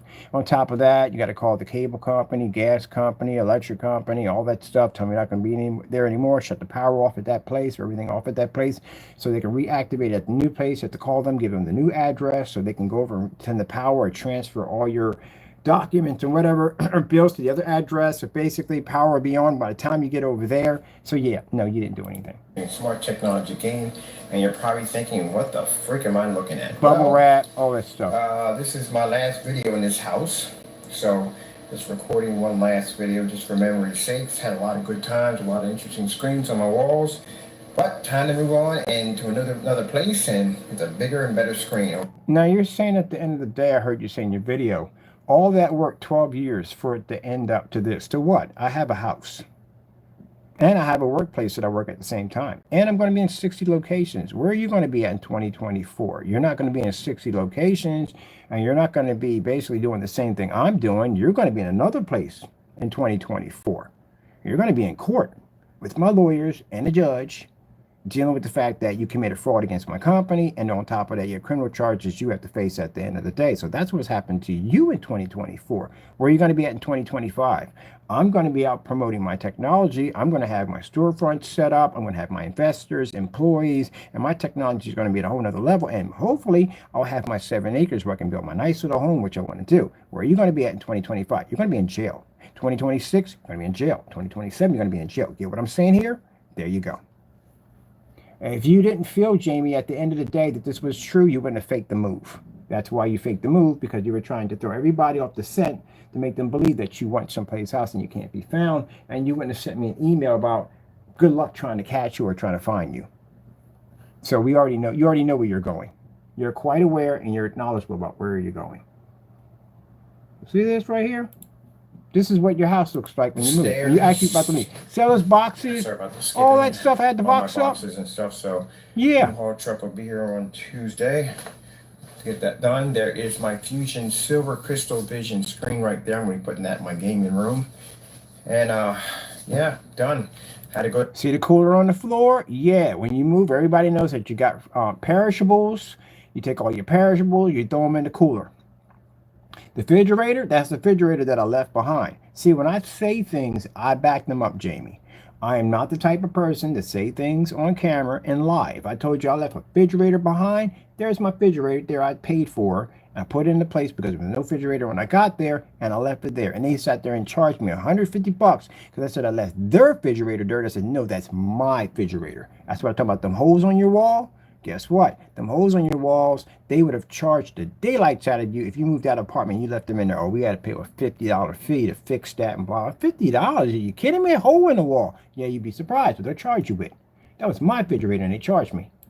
Go down to Home Depot and pick up a cooler, which I'm using this for barbecues on the deck. And that way I can put all my frozen meats in there when I transport it. Hmm? And here's everything from the basement. How come you didn't show this video? Yep. And I did my screen right here. I did my D5K, D6K right here. Now, another thing, too, that I also have on my phone, I have a walkthrough when I leave out, which means I record everything when I leave out of a building showing the state that I left it in. You know why? Because these jokers will go in and tear up their own property and blame you for it and say you did that damage at the end of the day. The place that I lived in the blue house, I recorded the entire place before I moved out. I always back myself. When I walked into the place over at Haventown over there, the apartment, I recorded all the flaws, problems I had in that place, the defective smoke detectors and everything they had in there. Wrote them a detailed letter telling them I'm leaving your property. It is unlivable, unbearable to live in. I've made multiple complaints on this property. So they know at the end of the day, they know where to find me. I walk past their building every single day, just about, to go down there and take care of some business. And I have friends, actually, I don't have friends, but I have people that I've met in that neighborhood I'm cool with. So I'm in that neighborhood. Matter of fact, I sit right across their building. And they look at me and get in the car and drive off. I walk past their office building. Allentown's a small place. You bump into people all the time. They see me and I see them. Guess what? They don't come near me. I don't come near them because I know I got documents on them. I'm not stupid at the end of the day. I back myself. And you will notice that when you see me in the courtroom, if I'm that thorough about the places I live in, imagine if I start pulling up documents on you and I'm trying to get you in jail or sue you. It's going to be far worse. So trust me, I know my business. So you record, and everybody knows this, you record everything before you leave. Because these jokers, sometimes you get some nice places that won't do that, but then you got to be careful. You will have places that will basically go in and do some stuff at the end of the day and blame you for it, and then take you to court and sue you for something you didn't even do. It's your word against them, and they're going to be the ones to win. So that's why you document everything. So that's what I had to do. I recorded everything. Now, the guy here, he was a very nice person, very, very nice person, fantastic landlord at the end of the day, but still, you record everything just in case. You never know. Started my Better safe crystal than age sorry. technology company here, and my digital 4K crystallonics. I think part here and part at the other place, but the crystal age technology screens and the fusion server screens were developed here. A lot of good memories in this place. All right, downstairs we go. All right, so I had to redo the base. See how the basement is? See how the floor is? All the paint stuff I dropped all over the floor, I redid the entire basement. So basically, I sealed and basically dry locked the entire basement floor. I actually gave them a brand new basement floor for the next person. Floor because I got quite a lot of paint on the basement floor and the walls and stuff, so we did the basement floor. And over there, yes, is my Crystal Age technology screen, my 100-inch 1610 widescreen. So you're trying to fake move to a person who has done this multiple times. There's just so many procedures that you have to go through when you move. So yeah, I can tell you were lying when you said that. When I saw those 2 holes in the wall, I knew you were lying. Hey Jamie, if you're in the room, hello, you liar. My goodness. Which, here's my drill. I gotta take it apart and get. So yeah, this is what anyone that's moved know exactly what I'm talking about. You're the only one that lives in this freaking make-believe bubble at the end of the day, that you think that people are stupid, ignorant, and dumb, and you think that you can do whatever you do, say whatever you want to do, and people are just going to believe your dumb nonsense. You know, the problem is the people who entertained this idiot at the end of the day and basically allowed him to believe at the end of the day that he could do this dumb stuff. You're actually partly to blame for this, because if it wasn't for you, if you caught him and busted him on the dumb stuff that he does, he wouldn't think that he could get away with the dumb stuff he's doing now. You would have to be pretty brave and actually sit there on a bed that you switched around in your apartment, and you know, Jamie, you didn't go anywhere. You know you're in the same place. How does it feel to make a video like that, get up out of your bed and go into a kitchen that you've been in there since day one? How does that process? Did you even think about the outcome of that one? How would you do videos afterwards? We're going to go to different places and claim that's not going to look right. Something's going to look weird there at the end of the day. So how in the world would you get around it? Oh, I'll just make all the videos so they're really tight, close, so no one can see the surrounding environment to see that I'm still in the same place. What do you think I did? Everybody else did the same thing, because everybody else has done this when they move. They do walkthroughs. They show when they leave in, packed all my stuff up, so and so and so. This is where we're going to. And especially if you're running a company and it's online, of course you want to inform your customers that you have moved. And this is where I'm at. And this is where we're processing orders at. There you go. There you go. Unfreaking believable. Unbelievable. Oh, you can remove that like right there, because I saw you take it out and get rid of it. Thank you. Anyway. Like I said, unfreaking believable. Unbelievable. Yeah. And for those of you that come in here, those of you coming here and support this nonsense, and you feel that Mr. Bird is wrong, well, look, Mr. Bird don't care. Understand? My product, and what I found out when talking to these people, my technology, and I showed them, we took out them certified screens. The guy was like, you're in the wrong place right now. You're in the wrong place. We're thinking all together, once we get done with our lawsuit with YouTube, that I think I found out that there's an upgrade on Wix that allows us to use their media players, which means we no longer need YouTube anymore. YouTube is only used at the end of the day for us, basically, because it allows us to be able to marry videos over to the website. But now Wix has, I think it's a crazy thing too, because we're suing Wix too, but the lawsuit's pretty much going to trigger off with Wix, because Wix violated the copyrights, which they should have removed altogether. Wix at the end of the day is going to probably give us a lifetime free whatever, because I've seen bargainings that go on. Instead of us taking this to public to let people know what they did, Jen's going to give me a ton of money, and then basically at the end of the day, you know, give us free whatever. Because I do like Wix at the end of the day. It's a fantastic site. I'm not going to badmouth on that. Like I said, it is what it is, a good site. There's just, when it comes down to their copyrights and protecting their customers, it's extremely poor. So yeah, we'll work with them. I'll work with Wix, but they're still going to have to give us money. But I will work with them. We won't make it public on exactly the dumb stuff that they did, because once it goes into court records, it's everywhere. We won't give it on court records. If we can basically come to an agreement, Not even arbitration, because if we do an arbitration, it'll be on court records behind, probably in the judge's chamber. You can go in the judge's chamber and you can actually work deals in the judge's chamber. You, them, and it'll be the judge and you and them. And you can actually, it never goes on court record. That's how they do it. So if a company did something and they don't want it to go on court record, they don't want it out there, what they'll do is they'll go in the judge's chamber and they'll work it out there. And then it never ends up on record ever anywhere. And that's how they do it. Oh, you didn't see the thing about Jamie? Don't know nothing about that kind of stuff at the end of the day, because I've done all this stuff. But yeah, this is what you would do when you're getting ready to leave. Last place in, you record everything, all that stuff like that at the end of the day. See, I'll tell you something. When I was downtown and I was at this building, I told you we're gonna put the ad tech in. This is where I saw things a little different. When I'm on YouTube, you know, people will try to. Some people hate me because I'm African American, and that's true. I'm gonna tell it like it is. I don't care if it ruffles feathers. I don't care if people get upset. I'm the only African American that basically developed this black technology. Look it up. Fine, someone else did it. We did it first. So when people see that at the end of the day, some people hate that. They can't stand it that a black man developed that technology. They don't like it.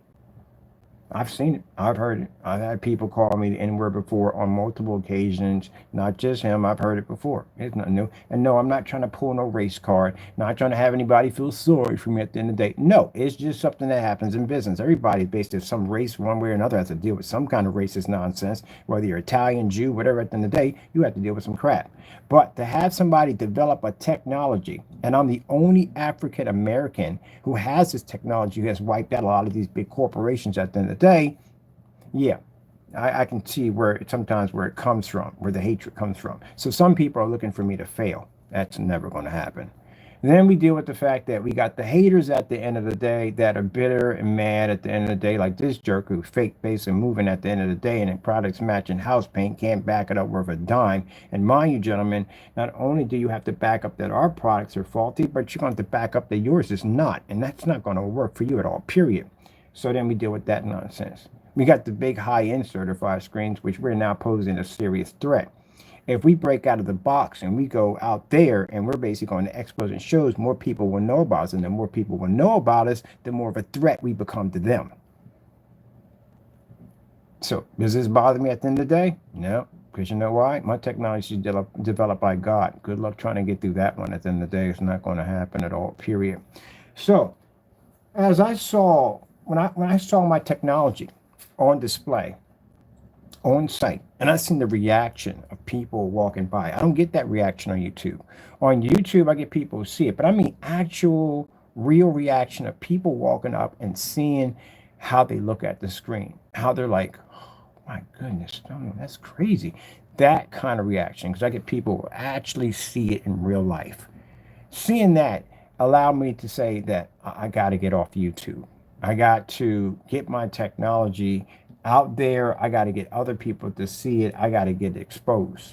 That's why I'm going to be doing those 60 and 70 something locations, because I will have my technology where all these people will stare at it and look at it and touch it and see it. And advertisement is the best. It's the best advertisement is word of mouth. That's what I saw. You know, despite the people who come on and state that my products don't work, despite the people that come on and do fake demonstrations and say my products are too dark and unwatchable, they have an easier chance of trying to make that stick when we're online, because then they use things like always using camera tricks and this, that, and the other. Well, guess what, gentlemen? That doesn't work when you're on site.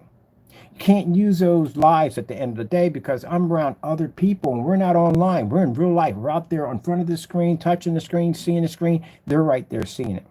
I backed that up when I went on site with the dedicated Cinemax.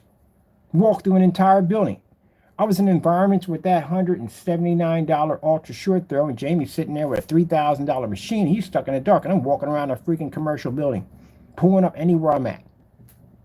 So, and I look at this, and I look at all the stuff that we had done, and we showed off. And again, it became a threat to him. That's why he contacted the woman and bullied her, so he can get them to remove us off the site, so he can come in later on and say, hey, they let the scammer go because he was ripping. Well, we know about all that, what you were doing, because it became a threat to you.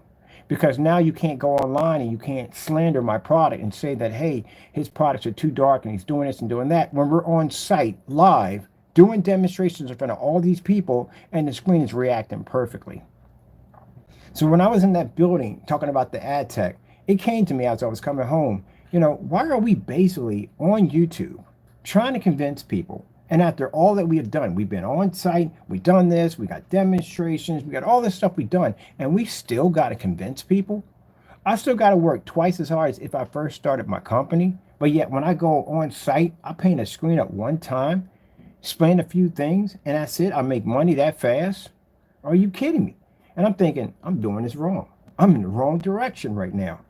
Because I'm still trying to prove my technology is being good.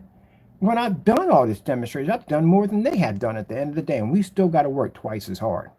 So if YouTube is against us like that at the end of the day, then we have to make the decision to completely sever from YouTube and go our separate ways and just do our business online. Well, not sorry, online, sorry, on site. Because we don't have those problems at all, period. We don't have to go through that. I've had customers come to my house. When I had the other product, he was on there slandering my work. I had customers come down to my house. They were friends, came down, hey, Mr. Burke, could I pop down? I'm not that far out of the neighborhood. I live like that. Right, I had one guy live right around the corner from me. Yeah, come on through. Knock yourself out. Came up, came to the door, cool guy.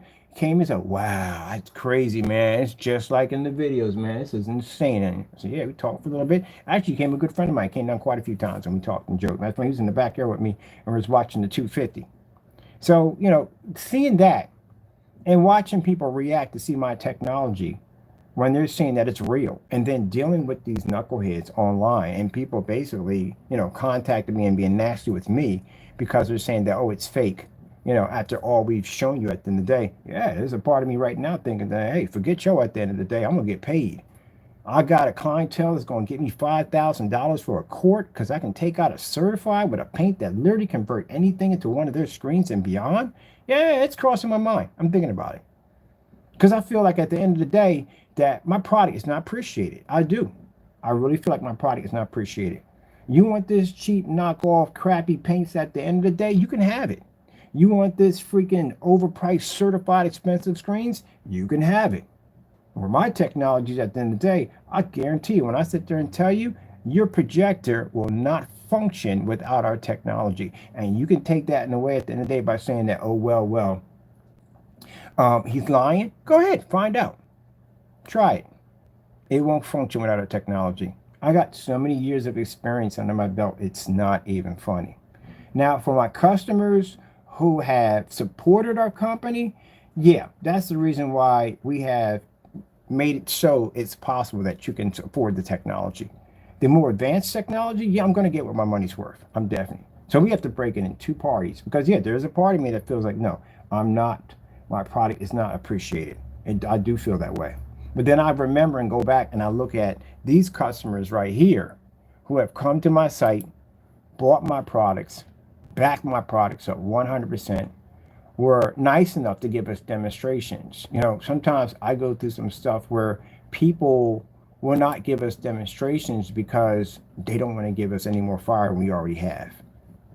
You're enjoying my technology, but you just refuse to give me a demonstration or any testimony. I've been blessed to have people come up and give me these testimonies. I don't want people to think at the end of the day that I'm ungrateful for your service. No, I'm thankful for your service. If it weren't for you right now, our company wouldn't be running. So we've been blessed to have you come in and support my company. And I know you support us. I know you appreciate what we do. But when you have people like this and you have other people that will contact you besides them, and just be nasty with you and say, hey, your product doesn't work. What do I have to prove at the end of the day to show this is possible?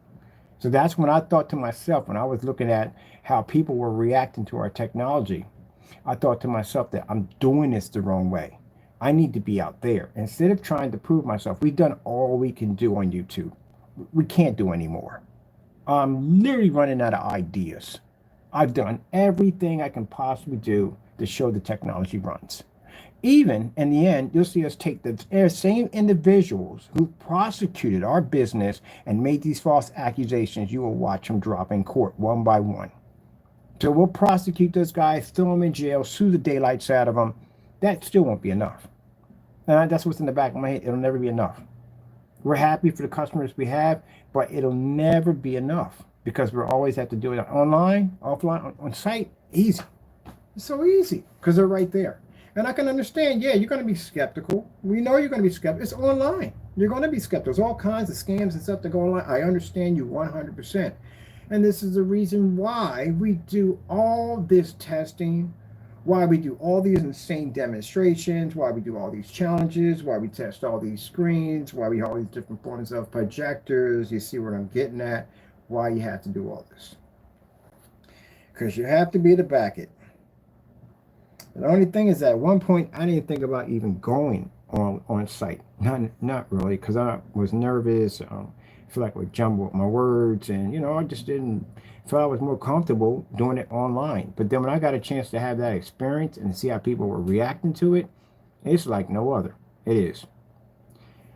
Yeah, it is.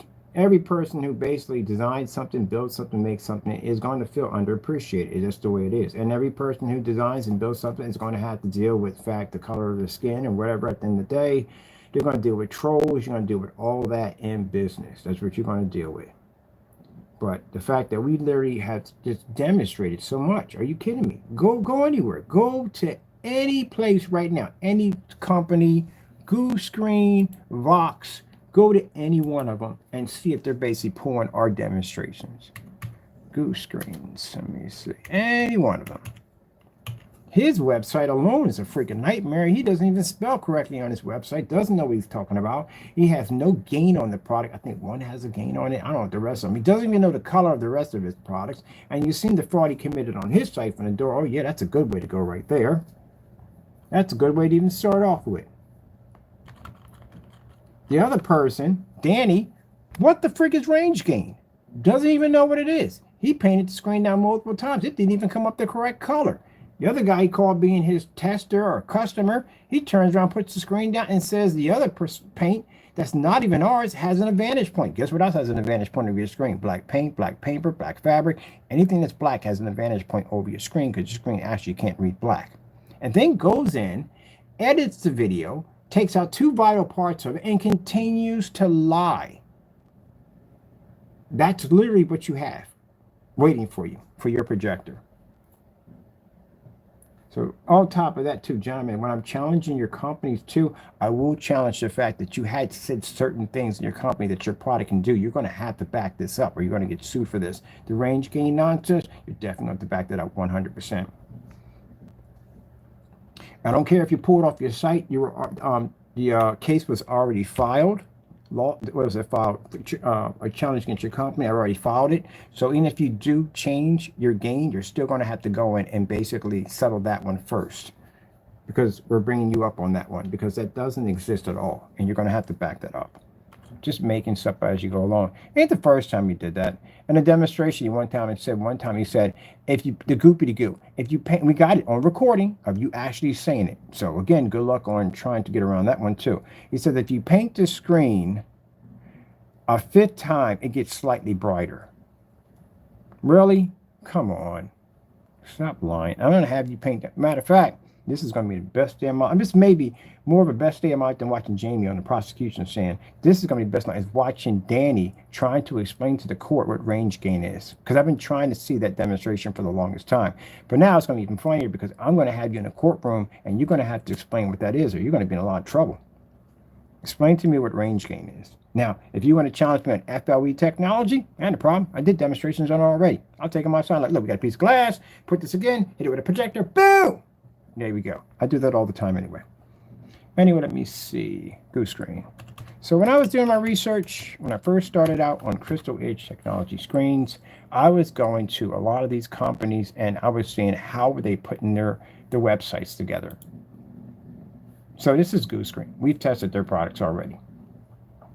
We went for the darkest one because there'd be no point for us to go with the gray products because, again, we can easily be able to overpower them. So what's the darkest one they have? And this is how their site's set up. Nice site. It's way better than Jamie's at the end of the day because at least you understand exactly what you're reading and they are well educated in the field. And Danny, they don't lie. None of these demonstrations and pictures are fake. This is their actual product. They're not taking labels and stuff of other people's stuff and claim it to be theirs. So this is their products right here. You ever paint a goose green in? I did. I actually painted when they first came out. They have a spray version now. They have a roll version right there. That's it. That's the front page. That's pretty much it.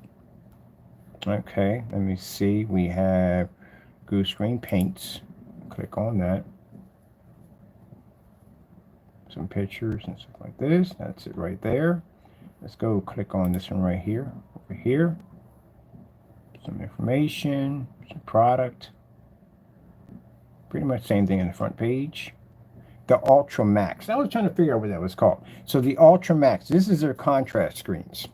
So they got the high contrast. That's considered high contrast. I don't know how. That's considered max contrast. We don't know how. I've had this one called the Ultra Contrast. I don't know how. You know where we sit at? We are over here. That's where my technology sits at. So look at the contrast level compare to where we're at the far end over here. That's where our black technology is. That's why you can't make the statement that you pull a contrast level because you don't see it. Anyone who has a black screen, you sit here. Danny, sorry, Series C is not black, so forget that. But anyway, anyone else who may have a black screen, this is where we sit at right here. This right here is not anywhere near the infinity level. This is not near the infinity level. Neither is that one, because that's sort of a dark gray. Neither is this one. It would be the last one is the infinity gray. That's where you would have to hit. They don't have it. We actually ordered this too. I like their brochures. They did a great job on the brochures. Very, very professional. I love it.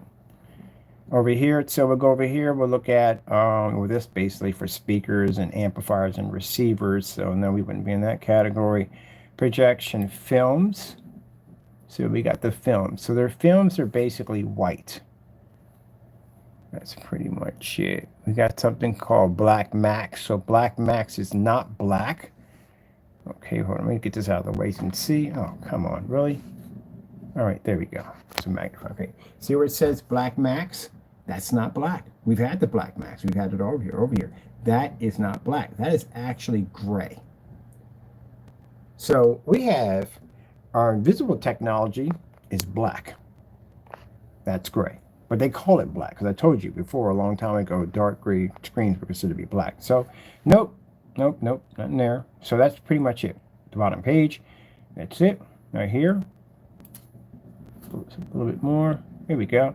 This is supposed to be the Black Max. As you can see, it is gray. It's a gray screen. It's a dark gray screen. These are the different shades they have. That's pretty much it. Okay, let's see if we got any video demonstrations at the bottom. And they show a version of it again, the color of it again, up close. As you can see, it's not black. It's gray. Microphone is black. See, my microphone is black, so that's gray. And then you have shadow gray, you have ultra white, you have ultra white 360, and then you have ultra white, and then you have this hollow clear, which is, I think, hologram surface. That's it, right there. Let's see, we have resources, we have wholesale, and we have company. Pretty much how to contact them. And that's the entire page, right there. All right, that was an interesting field trip. Let's go pop over to Vox. Vox screen paint. Get rid of Vox. They're in, I think, England. Let's see if they're there. Well, we didn't get, oh, we got Vox. Is Vox there? And we got basically two paint on screens. Let's go pop over to paint on screens. Let's see what we have over here. This is paint on screens. We've had their product also too. And we also too beat their product. They have something, a black screen paint, but it's not really black. It's called black gray. So these are different paints they have here. Different paints they have here over here. This is pretty much where you're going to get. Right here, they got this light. They even got a white version of the paint. They got one for a border. This one here is supposed to be, this is for 3D. Over here, it is for 3D 4K. They're around $389. Think they can take out a certified screen? No, we tested it already. They can't take out certifieds at all, period. What about fully lit environments? You can paint it to a ceiling. No, you're not doing any of that with this stuff at the end of the day. It's not going to happen at all, period. So let's see, let's go up here and let's see what we have. We have a darker version of this at all, period. Where is the darker plus theater white? We have a theater white screen paint. How are we doing this?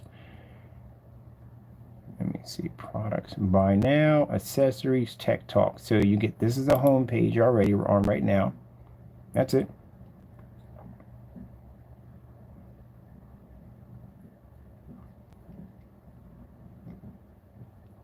See a test page? They got in different places where they have it set up. There's their pictures here, here, and here.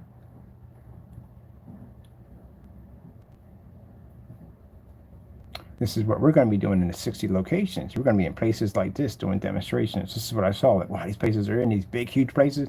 This is where I'm going to be at. But the difference is my places are going to be tremendously fully lit because we can do that. See how they have their projectors set up where basically it's nice and dark in the environment, but they have their screens on display. We could fire every single light up in that environment with no problem. That's why I made a decision to rent these big locations, and that's what these companies did. These companies went out and they rent out these big places, and they basically advertise their screens in there, and they do the recordings in there. That's what they do. That's what I had. That's what popped in my head when I saw the building where we're going to put the ad tech in.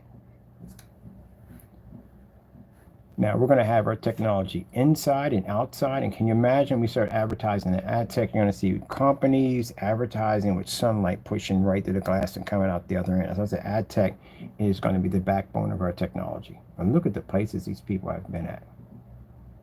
Painted ceilings, all that, everything. And our technology is far more advanced than theirs. Color of the screen. We can gray screen? Oh, easy.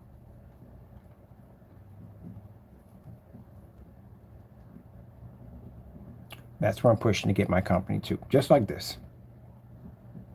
Several will be the only black technology until other ones rise up.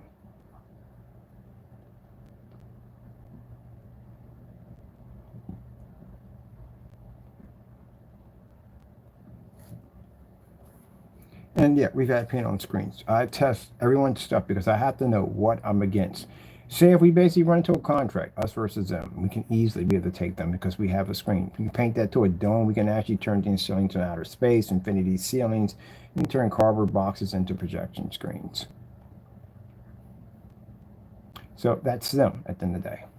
And then, those only ones we found. Vox is no longer there anymore. Let's go over to Black Series Edition, which is our site, what our site looks like compared to everybody else's.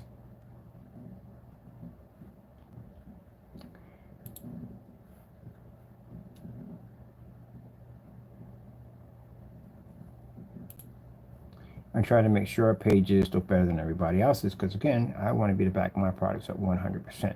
This is the new technology right now we're working on. Or FLE, we already have it, but different versions of it. Matter of fact, I got to upload all my outdoor demonstrations on that. See the difference? Yeah, boring websites. At the end of the day, again, you have to back your products up. We have projector mapping applications. You can produce off ceilings, everything you can possibly think of. And then, yeah, screens at 250 inches, screens that can absorb sunlight. It doesn't make a difference how many screens you show in fully lit environments. One of the high-end technology that can absorb sunlight, you can't beat it. That screen can generate anywhere in any environment because it absorbs sunlight. That's the capability that power has. These are our new videos going to be coming up pretty soon. We're adding them in bit by bit.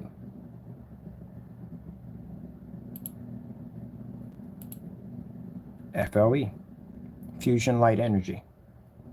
So the test demonstration we got a chance to do here show that we can literally take a screen and fit it against a window and you can see it. So with that being said, if it can basically handle that kind of sunlight at the end of the day, anything inside your home, any environment, it's not going to have a problem around that screen. You'll be able to pull up anywhere at all. You can have your windows open, everything, have all your lights on. You can even add extra lights on there. Find a place that's going to hit 100,000 lux of light in an actual normal house. Yeah, baseball stadiums, all that stuff, we can hit everything.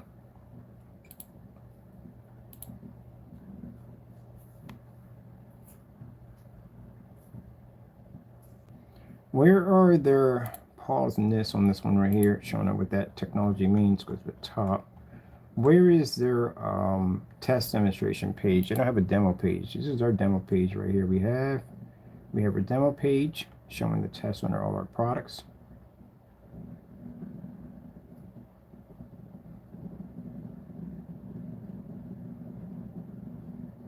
So when people come in to look at our page, you don't get pictures, you get actual videos and pictures and demonstrations and customers displaying in video of our products.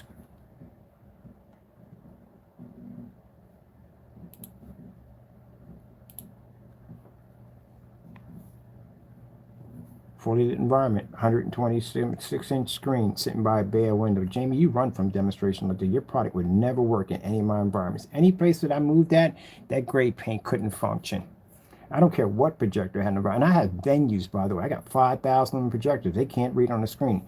As a matter of fact, pretty soon I'm gonna have the 52 in here, and the 52, if it doesn't read on your screen, there's a serious problem on that one. That's another high-end venue. See all those lights splashed around my screen? These aren't lights behind the screen, Fernando. These are lights right on top of the screen. They're laying right against the screen. See, the demonstrations you do, you put lights behind the back and you put these little lights at the bottom. We don't do that here. We have lights directly on the screen.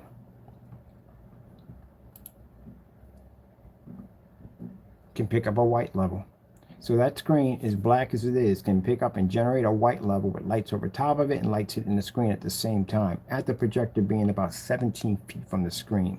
Not ultra short throw, where basically your distance throw is right on top of the screen. That's why so when people do ultra short throw demonstrations as their main projectors, you're cheating. Where's your distance throw at? So if I drop that back 18 feet, is that screen going to deteriorate? Because it has a better chance of picking up an image if the projector is laying right against it. That's one of the things I see when I watch demonstrations and expos. I use a lot of ultra short throws because then at the ultra short throws distance, so it's going to be closer to the screen. And then that way they're not going to deteriorate as much. As they're in a farther distance and with a lot of light in the environment, the chances are the lumen count would start to drop. And this would give the screen less of an ability to look pleasant. Where if you're right on top of the screen, you don't have to worry about the lighting too much because, again, your distance throw is going to be really short, which is going to be to maintain a little bit better better contrast, and better color. They don't see, I listen to his videos. He don't explain none of that to y'all. None of that to y'all. I literally go to other sites like Elite Screens and all of them. I love hearing them talk. They're very educational when they talk. But these guys don't. The color, you can see the color, and right here, all this right here, the contrast, and then the color, and then the contrast, and look at the white levels, and look at the detail, and look at the color. Can you explain what's going on in the video? I know this color. I can see color. It's washed out, but I can see it. I can see, no, I can't see contrast. I see gray levels because I don't see them. So I'm being on black screens. Explain to me the theory of why you're using an ultra short throw projector. Because if you're using an ultra short throw projector and you have to be in a dark environment, that means you basically have failed. Geesh, where's Louise? Ceiling technology. Technology and fully environment. Ultra short throw projector oh, I forgot to tell you. And in those demonstrations that they're showing you in those different paints, their projectors are extremely expensive. So if you're using Christie projectors, Barcodes, Roncos, those, you're using expensive projectors. So that means whatever pictures that you're seeing in those demonstrations, chances are, if you can't afford the projector, you're not going to get the same image. In ours, that's a $60 ultra short throw sitting on the floor at 120 inches. Nope, what did I do? There we go. Yeah. So, there's something else, excuse me, I noticed when I was watching demonstrations, doing my research on these companies, that they use a lot of really high-powered machines at the end of the day to try to make the picture quality look much better, especially if the screen starts to lack due to the fact that the environment may deteriorate the screen's picture quality. So let's get a bigger, better projector to fix any problems that may occur. We can do that at a $60 NEC 720p projector in a fully lit environment. Jamie, something your screen can never do. Oh, we went completely off topic, did we? Yes, we did. I got bored talking about you, Jamie, at the end of the day. I mean, you're talking about you is depressing. It is depressing and sad because the stuff that you do is just depressing and sad. It really is. I'd rather just change gears, go someplace else because, again, you do dumb demonstrations. Your stuff never works. By the way, it's 1,000 projector at 13 feet, white level. Yeah, you're boring. But I would love to see a house tour. And a matter of fact, I'm going to request that in the next video real quick, real fast, because I got some stuff I got to do, and I got some things I got to take care of. But yeah, I'm going to request a house tour. I would love to see the rest of your place, your new place. And don't go to somebody else's place and claim it to be yours, because we'll find out, and it'll be embarrassing for you at the end of the day. So, yeah, well, don't worry about the black paint, man. I see you're under enough stress already. Gee, did you do that for the black paint? Because I put a request up for all of them to send me black paint. I wonder if he changed the address for that nonsense, or try to change his address. Where's our moving demonstration? There's our moving demonstration right there. Got our moving.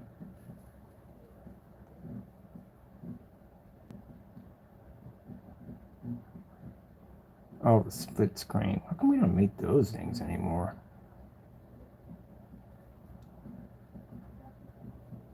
We don't make those anymore. We should make those split screens. We don't do those. Those panels. We may bring the panels back. I might bring the panels back under the FLEs. Might design a puzzle system. Oh, a puzzle system would be sick to just snap your screen together like a puzzle. That'd be cool. I think we should do that. We should make a puzzle projection screen. Now, I got a buddy of mine who has a 3D printing machine, but not the one you got, Jamie. He has an industrial printing machine. This guy can print out a car door out of that thing if he wants. I was looking at that thing. I was like, gee whiz Louise. Like, that thing is freaking impressive. And he's like, yeah, what do you want to print? I was like, you can print a table. You print furniture out of that thing. That's why he bought it. He did some crazy things with that thing. So I was like, man, I got this crazy idea about 3D printing projection screens. He said, that's a freaking crazy idea, but how would it look? Because these things are plastic. They come in different colors or whatever. I said, no, we got a coating. We can go over with the coating. He said, oh, great. I got to bring it up. I'm asking if he can make me a puzzle screen. I want a screen made like a puzzle. And we can just snap it together. That'd be just so easy. Big puzzle pieces, not small. Can you imagine? That'd be the IKEA theory. That'll definitely be the IKEA of projection screens. That you buy a 3D printed projection screen and it comes in like 20,000 pieces to put it together. That'd be hilarious. Matter of fact, that's not a bad idea. I'm just thinking I would put that for people that are basically want to feel a challenge. Is the projection screen is 20,000 pieces and you'd have to put it together. You'd be surprised how many people would conquer that. The hardest puzzle to ever put together in life is called the blob. It's actually a purple puzzle. It's all one color. Good luck putting that together. People have done it already. The blob. Let me see.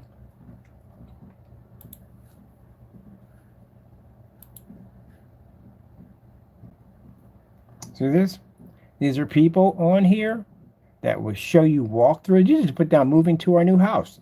You'll see a bunch of people on here that have moved to their new house, apartment, whatever. They show you the whole 9 yards, the moving trucks, all that, everything. They show you the walkthrough, moving day, packing stuff up, all that stuff at the end of the day. And yet you just show this demonstration and you sitting on the bed. That's just pretty sad. I have to go back to that real quick, but that's just pretty sad right there. Everybody has a moving day, they're moving out. I think what's awesome about these people at the end of the day, and I'm happy for them, that they don't deal with stalkers, because we deal with stalkers. So I learned that in the first place. Every place that I moved to, we found out that Jamie has contacted our landlord saying nasty things about us. Yup. Every place I moved at, he was stalking us. He was contacting our landlords and saying nasty things about us. The other guy in the first house, he didn't bring it up. He never, when we left, he said, we were getting weird emails. When a fellow came over from Jersey, we did these inflatable screens, and a fellow came over from Jersey. He was in the house, came downstairs, checked out the screen, liked it, and left, okay? Because we were going to work on a business deal. No sooner than I'm over at Lowe's looking at some patio furniture, I get a phone call, and I'm like, it's the first time we've got Jamie was doing weird stuff like this. We've actually been doing it, but, first time people were bringing it to our attention. And he said, you know anybody by the name of Crow? And I was like, yeah, we do. I said, what about? He said, he contacted us and told us not to do business with you because you're a scammer and do business with him. So, Jamie, this is the reason why that I cannot wait to get you in that courtroom. And I can't wait to show those officers at the end of the day that you lied. You never contacted anybody at Allentown Police Department whatsoever, and to show that you made false statements. And I cannot wait to see you in court. See, everybody's got that moving day thing. Moving to a new house, moving to an apartment, all that's in there. You can put apartments, everything in there. Let's see. Huh. Where is this at already? Oh, here we go. That's your site, Jamie. At the end of the day, feel free to act up and carry on. Doesn't make a difference. You're going to be more information for Tuesday. Doesn't make a difference to me. Don't care.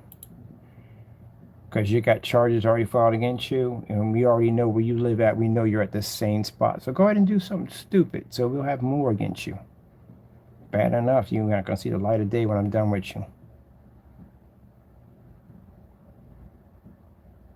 Go and incriminate yourself some more. What I got on you right here alone, I'm dropping in and including thousands and thousands of pictures, text messages, cell phone calls, and including the thousands and thousands of emails that we have in each one of our business accounts, you're never going home. I guarantee that much right there. And my lawyers have already guaranteed you're not going home either. So go ahead and do something stupid. See, one of the problems we have when we come on here, he thinks, no, because you're doing dirty stuff. You're still selling scam products on here. Cinemax, Match the House Paint, still on here, still doing it, still selling skin. Gee whiz Louise. Let me see, I got a little time. It ain't gonna take me but a minute to get this finished. It's only 12:16. Yeah, only got a minute to knock it down because I got some stuff I got to do, and I still got to get back to the other place because I'm getting something ordered for the new place. I'm going to get a bookcase system put in. I'm hoping this guy's place. Oh, he came and he was like, gee, where's like new kitchen? Like, wait till we get done with the bathroom because I want some nice. It's not place is nice, but I'm hooking them up. So I'm thinking about if there's a room for it for the bathroom, I want to put in an infinity tub because you can get a lot of money for that place with an infinity tub in that bad boy. You ever seen what infinity tubs look like? We'll probably get one of them in there for it, but I got to figure out if the plumber can get it in there and get it done, and how can it be done? I don't know. So I don't know about that. If not, I'll probably put in. And we send him everything first, so you have to see if he likes it or not. I was thinking about maybe putting in a black bear claw tub. They're beautiful, gorgeous. That'd be nice with some nice brass trim around it. Have the bathroom done in all black, but with brass trim, it would be gorgeous to do it that way. But I'll just let him figure it out. But if he wants it or not. But he said, man, just hook it up for me. And the backyard's nice. I want to put a deck back there, but we got to go through to get that done. But that's no problem because I ain't handling that. I got a lawyer for that. I ain't walking off, and my lawyer take care of all that red tape. So anyway, let's get through all this. We got to come back on this. We got to come back on this mess right here. He's still selling these scammy products. Look at that. Scam artist. Look at this. He's still selling this Cinemax crap at the end of the day. Still ripping off his customers. Gee whiz Louise, man. Jamie, we're going to have to... I try not to make my channel about this kind of stuff, but, if I don't come out here and basically expose these jokers at the end of the day, they're just going to continue to rip you off. That's what's going to happen. It's just a responsibility that we're just going to have to take. That's all to it. Sorry, but that's the way it's going to have to be. It's just a responsibility we have to take on because these guys are what making besides a knockoff projector crap at the end of the day, and that bull crap is, cheating people. But these guys at the end of the day, they make everybody else look bad. So we're going to come back in, and I'm going to talk about this, why this scammer is still selling these scam products, knowing that they match house paint. He's still trying to push them off on people. We'll come right back to this. We'll be back. And Jamie, little word of the wise. Yeah, we know where you live at. So you know that 100%. That whole thing you try to do by saying that you don't live here anymore and you moved and sending me these fake emails, making fake statements against Allentown police saying that you contact them. We know you didn't contact these people at the end of the day. Yeah, go ahead and do something else stupid. We know exactly where you are. I think he was acting so big and bold and carrying on because he figured in the back of his mind, he thinks I moved. What do you think? I'm dumb at the end of the day? holes all in your wall and everything. Like, you're gonna really move into a place that looks like that. Unless you live in some kind of slum or something at the end of the day. But who in their right mind's gonna, whatever. Leave it back. I ain't got time to explain that all over again. Slum lord. Sweet guy under slum. We're in the same freaking apartment.